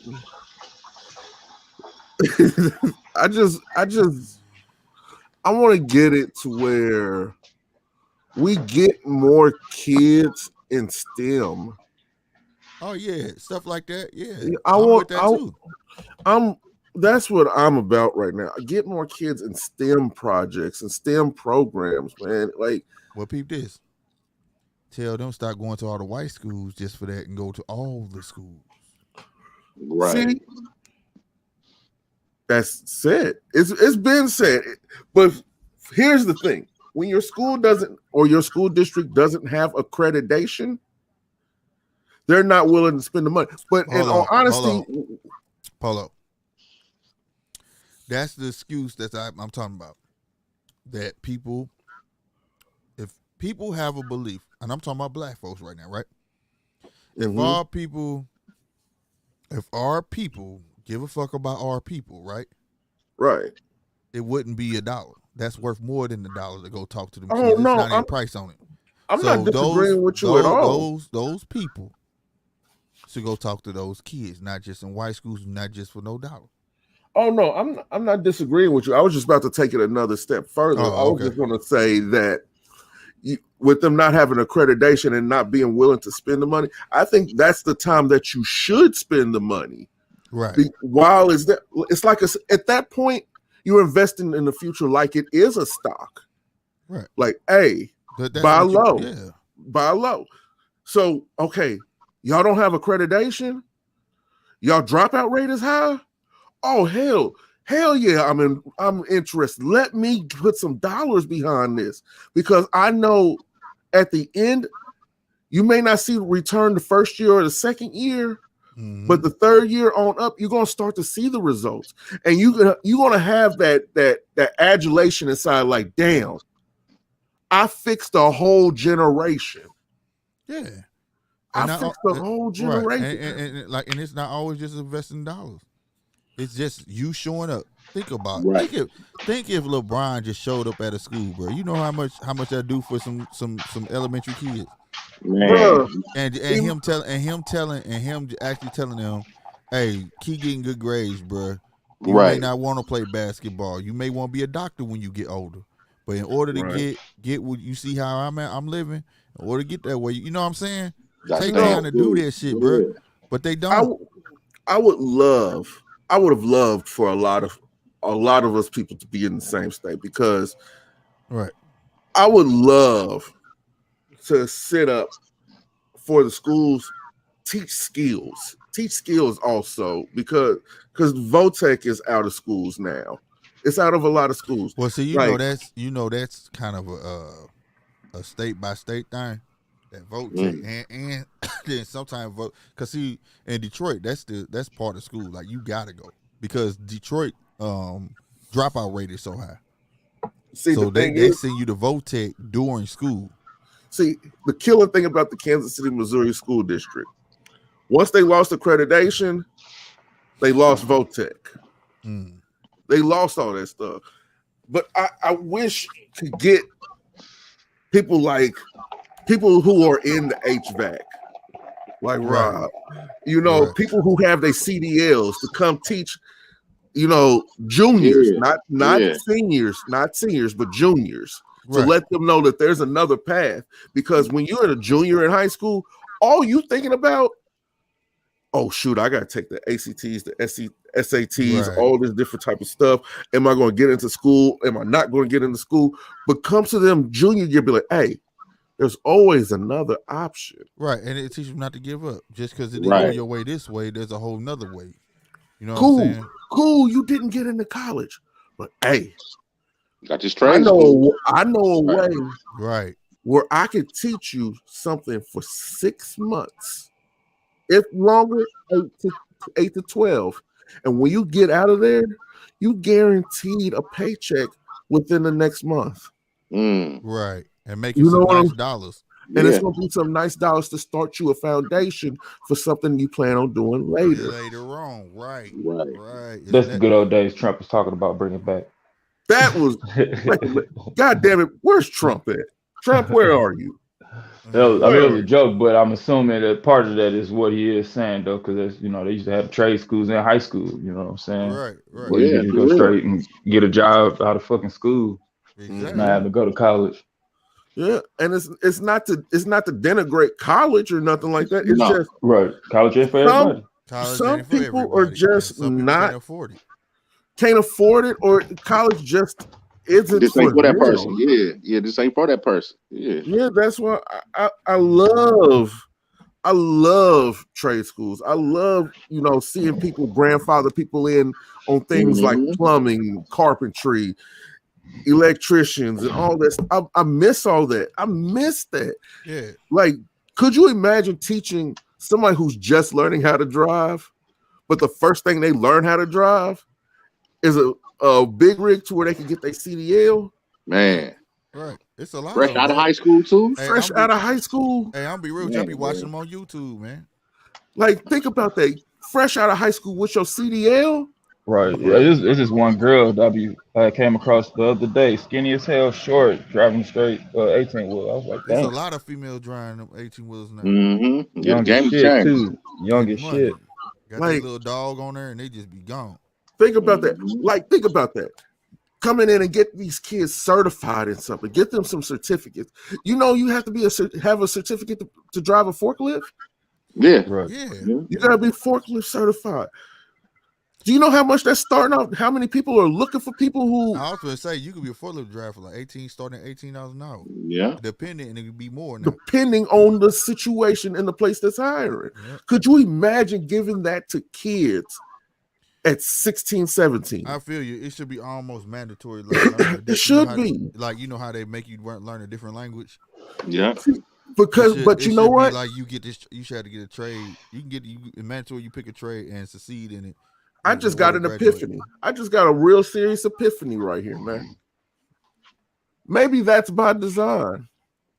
You talking about Paulo? Why all this doesn't happen? Because one way to fix and present a culture is honestly to eliminate one of the main reasons a culture cannot flourish. And that's growth. You got a point. Yeah. And one way to fix some of the woes that's going on in our community is by economic downfalls and economic pitfalls. And legislative. Yes. So if you're taking the proverbial spoon out the mouth young like that, they're never going to know how to feed themselves. Right. And they don't want us to be self-sufficient, though. Right. Yes. Like I said, when you get to this, that's where the law, like I said, the laws are shaped around us, right? Not for us. You understand? Damn, that shit. Maybe it's the bud, or maybe I'm just really over here thinking because he said it's both, man. That shit just hit me like a ton of bricks. Like, damn, maybe that is by design. But that's what I'm saying. Yeah, because if you're able to fix the economics, we've all learned over the however long we've been alive. For me, 34 years. Economics is power.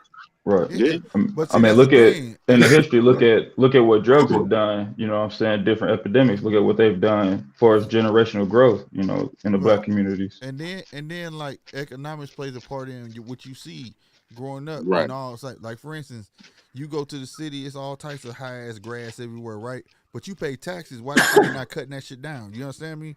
All that shit plays a Exactly. part in your psyche. Like damn, where and you start like like I was told. Where you live might look like shit, but you don't have to dress like shit. All that Right. shit plays a part in your brain being a product of your environment. You get what I'm saying? Damn. But then you go to Hazelwood, this back in the day though, but then you go to Hazelwood and they look nice as fuck out there. Like y'all ain't that far from us, bro. How come y'all shit cutting looking nice over here? But you drive to the city, though, shit look fucked up. They won't fix the cracks in the sidewalks. Right. They won't do none of that shit. And I already showed Polo, didn't I, Polo? On that on when we was on the map, and I showed y'all Central West End, and then right across, bro, I had showed them. Then you cross Delmore High. Look, all that shit plays in your head, bro. These little kids' head. You understand me? Because some of these little niggas, do y'all know here in St. Louis, some niggas ain't never left the South Side. Motherfuckers ain't left the city. And St. Louis small, to remind you too. Exactly. The South Side is the biggest side of St. Louis. Niggas ain't never left the South Side. That's crazy, bro. So you seeing it's just that shit it's just like out day. here in East Oakland. I know some cats that never left the Bay. Right. That's why I said I was fortunate enough to leave, man. I was able to go to California, Detroit, and see other walks of life. You know what I'm saying? Because I'm telling you, that shit will play on your motherfucking head. You know what? When I was younger, I got to witness another walk of life. When I was younger, I didn't appreciate it. Now I want it. And that's talking about when you went to the military? No, the country living. Going to see where my grandma grew up at, and then going to South Carolina to see where my grandpa grew up at. I'm looking at this like it's hell. At that age, I'm looking at this like it's hell. No neighbors. Boring. The closest, the closest neighbor is 3 miles away. Now you just want peace. Now I just want a piece of that. Right. I want a piece of peace. But that 3 mile. But think about the other stuff that's in between all of that. Your neighbor's 3 miles away. You know it's land you own. All that land, bro. All that leads back on the equity. You see all what I'm saying? Acreage. All that acreage you own that's money. You see what I'm saying? Like things like that. Also, Votech need to be taught, but we need to be teaching finances in school to because kids. You know what? And we need right before you hop in, can I say something real quick? Because I was just thinking about that too with the whole kids thing. You know, I think my grandpa said it, my grandma said it, and I've heard you say it. People were supposed to be married by the age of 25. Right. Facts. Imagine getting these kids certifications like that. So about time they reach that age, they both are well established. Yeah. And then they can come together. That just broke a proverbial generational curse. And I hate that saying so bad. I hate it so bad. But you're supposed to get a house in your 20s, have it paid off by the time you're in 30s. And you still young then, all you doing is paying a light bill. Light, electric, water, and trash. Right. That's like being rich, bro. And paying taxes. You know what I'm talking about? Yeah, that's it. And in some cases, you don't even have to. Right. And in some cases or in some states, you don't have property tax. Got property tax out here in the Bay, bro. Yeah, in Maryland, you ain't got no property tax. They don't pay taxes on food. Wow. And see, and I wish I made one of those decisions when I was younger. We've all had that opportunity to do something when we were younger. Like I wish honestly that I either joined the military soon out of high school or I became a plumber. Well, that's I wish a combination, my nigga. Come on, go explain that. That nigga or a plumber? Yeah. Because now I realize a plumber will never be out of work. Oh no, you damn right about that. And or you got so much CDLs, bro. And think about it like this. Say, for instance, all the utility workers just go on a strike, right? Water services, all that. They're gonna call in plumbers. Oh yeah, hell yeah, from all over. For all they're gonna call in plumbers because they're somewhat familiar and they gotta pay them what they want. Yes. Yeah. Yes. And they're not going to say no. And the building a house process, all they do is just put a few pipes in. Yeah. To the sink, washer and dryer. Yeah, and fit them. That's all. And then they out. Yeah. Then they out.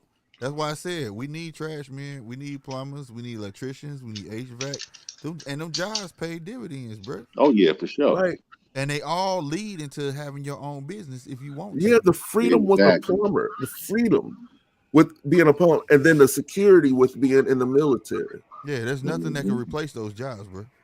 No. Like with the military, the security that comes with it. You know, without a shadow of a doubt, no matter what goes on, you are going to get your check on the 1st and the 15th.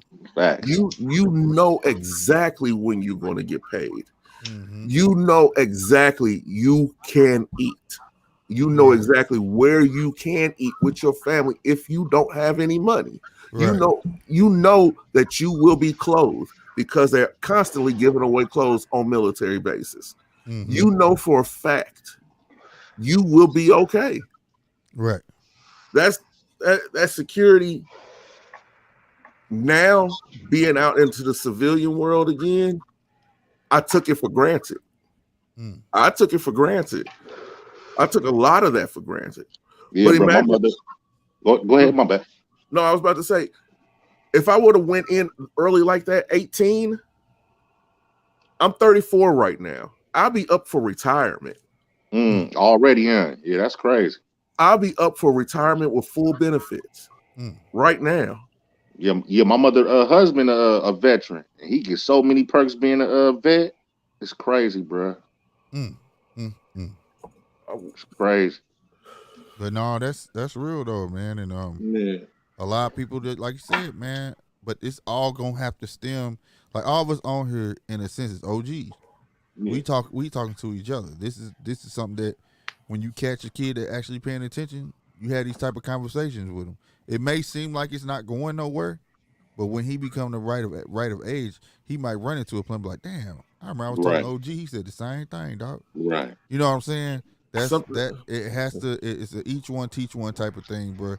And it's not saying like you gotta go out and preach to the masses, but you just do your part. Everybody sees a kid every now and then, or know some people. You know what I mean? I try my best, bro. I do, because I feel like I'm doing a disservice because I had my OG. I had OGs look after me like, you know what I'm saying? Yeah, me too. OGs yeah, that be like, why you out? Mike, one of the reasons I stopped selling drugs. You know what I'm saying? Like, why you out here, bro? You smart than a motherfucker. Like, and he was doing his thing. You know what I'm saying? Right.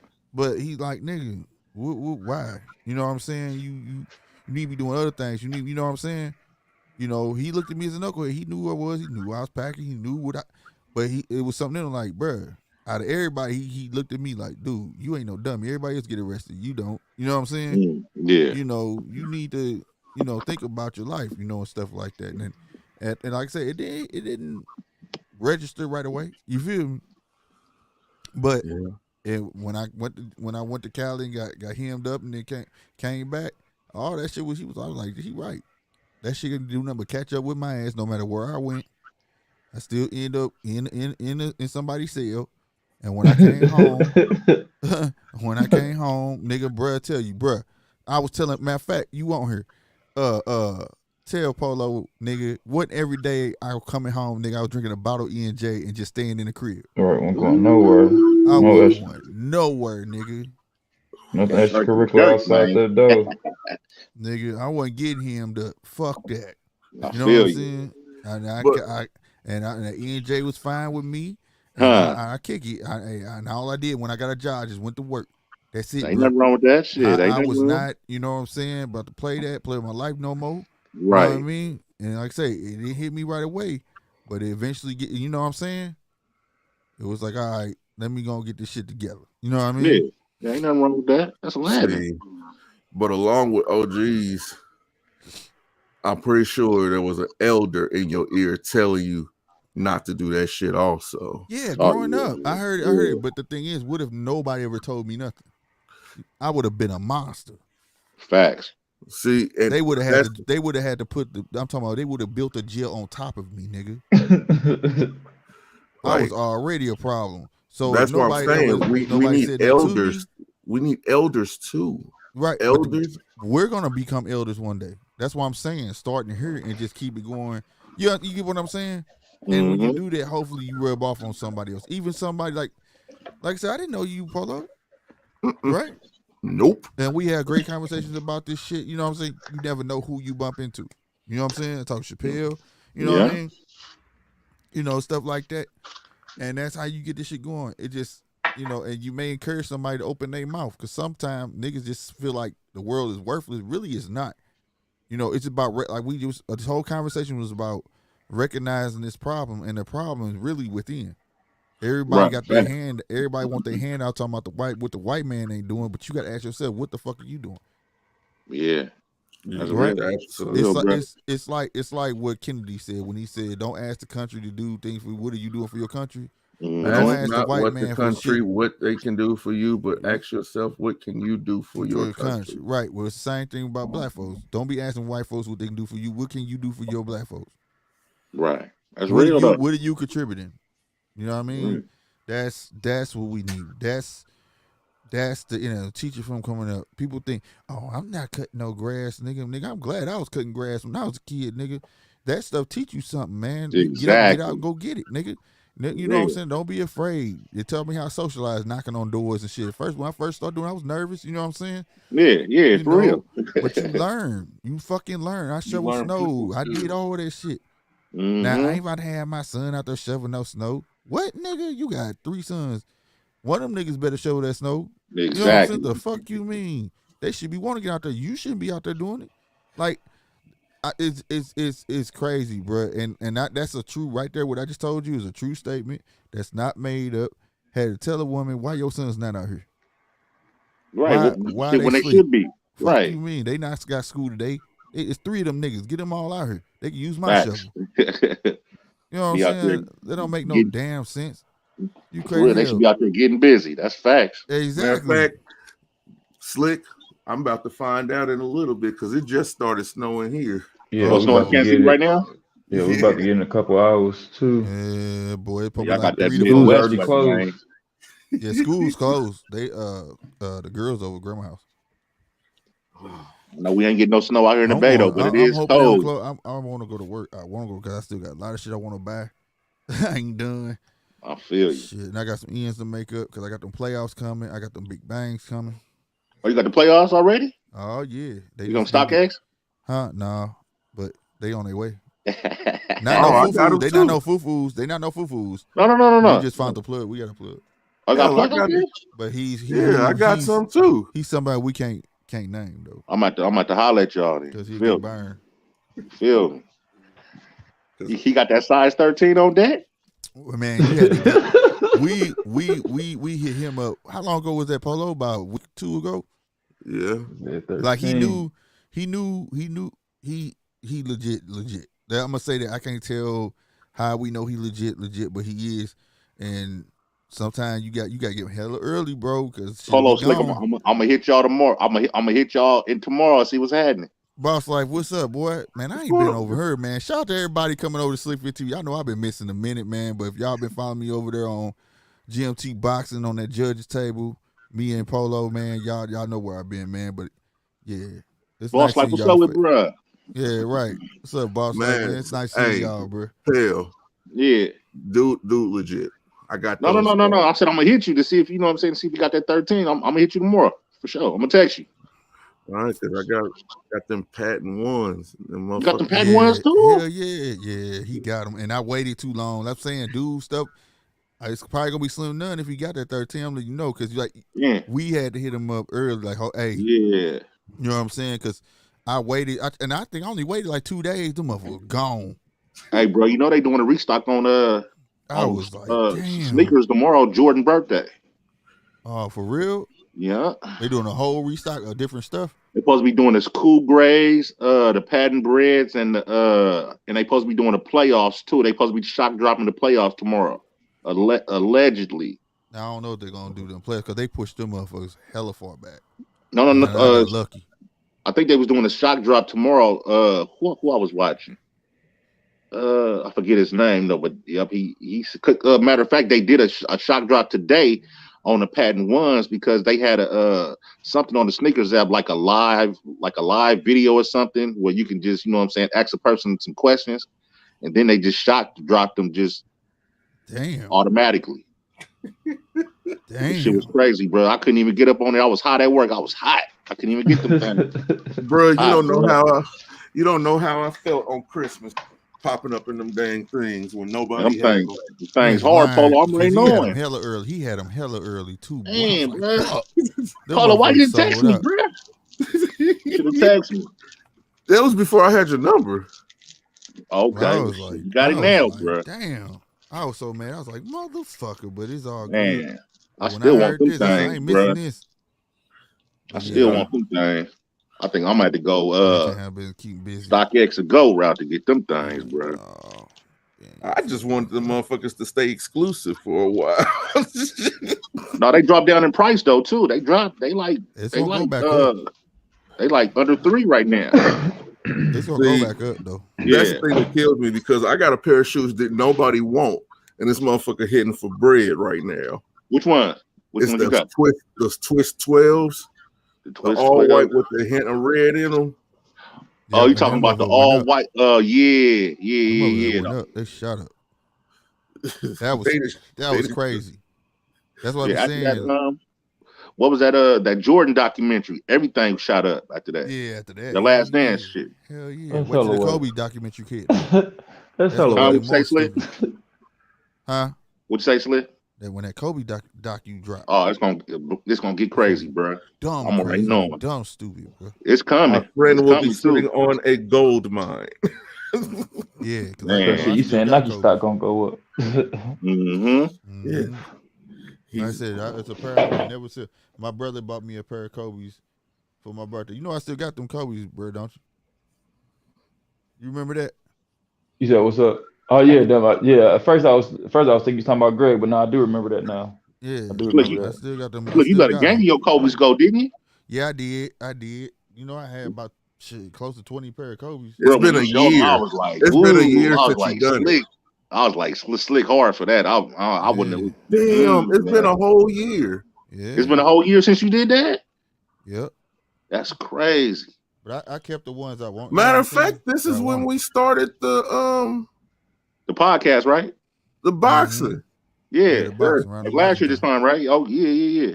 Yep. We had a very good year, man, on that boxing tip. More to come too, man. We ain't gonna do no keep rising, bro. You know what I'm GMT, man. Damn right, for life. Red corner, man. Yep. I know what it is, man, but I ain't gonna stunt, man. Where I'm at is 307. I'm projected to go to work, so I need to take my ass to sleep like I'm going to work. So shit is 108 out here, bro. Like I said, I got a lot of shit that I still want, so only way to get it is to get money. You feel me? You ain't wrong. Or we can just start robbing niggas again. That too. Man, we too old for that shit, man. Yeah, you right. My knee don't work the same. We ain't old though, but I'm just saying, bro. They got shit to do with my finger. But okay. You feel me? I could drive. Right. Go shit. Everybody just gotta play a position. We'll make it. Exactly. Shout out to Boss Life for showing up, man. Now everybody cool, man. Shit, that fucking live we had that time was still iconic, bro. Which one? Well, Boss Life was telling us what was going on in Texas, where they was like basically raping boys and shit like that, and they had a case out there where they wasn't doing shit about it. Oh, I remember that. That shit. That was a good ass live Boss Life got on, because everybody know Boss Life for talking shit and fucking around. You know what I'm saying? Boss Life got on my shit and actually was spitting some real ass shit, bro. I appreciate that, because he could came over here and did the same old. He got in. He got that grown man talking to him. You hear me? Yeah, Boss Life, that's bruh. Boss Life kept that shit 100, man. And I was like, wow, like he had some shit. And then his story, Boss Life got a story, bro.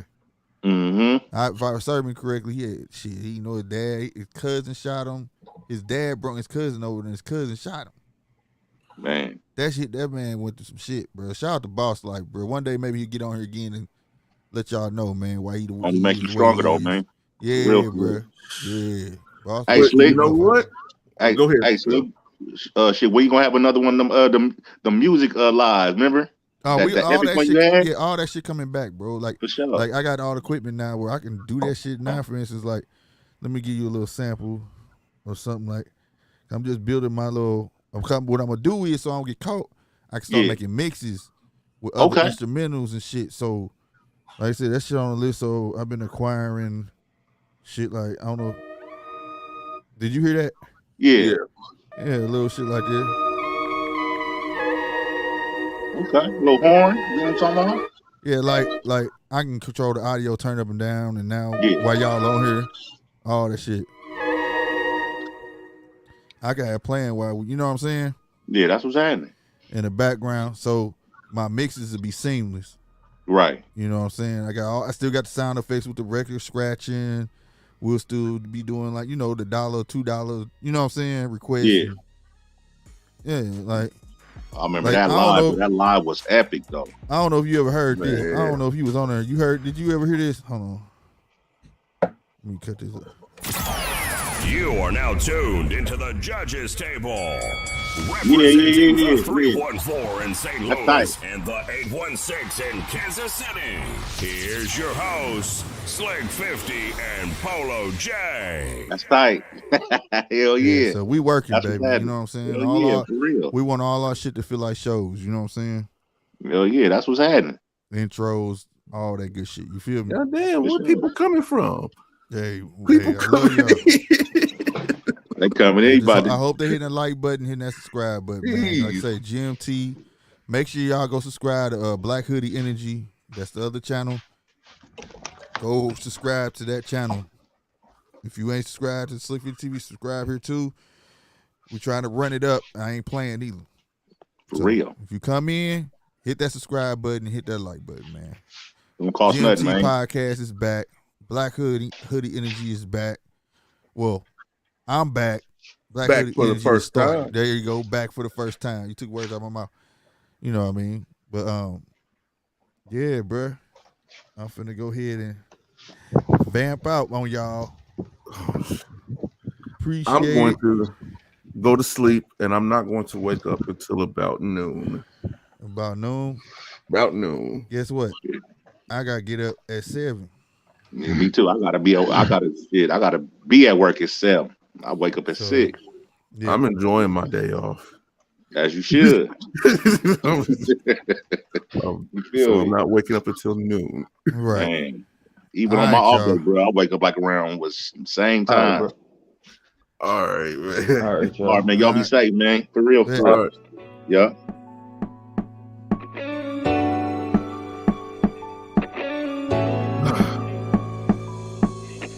About that time.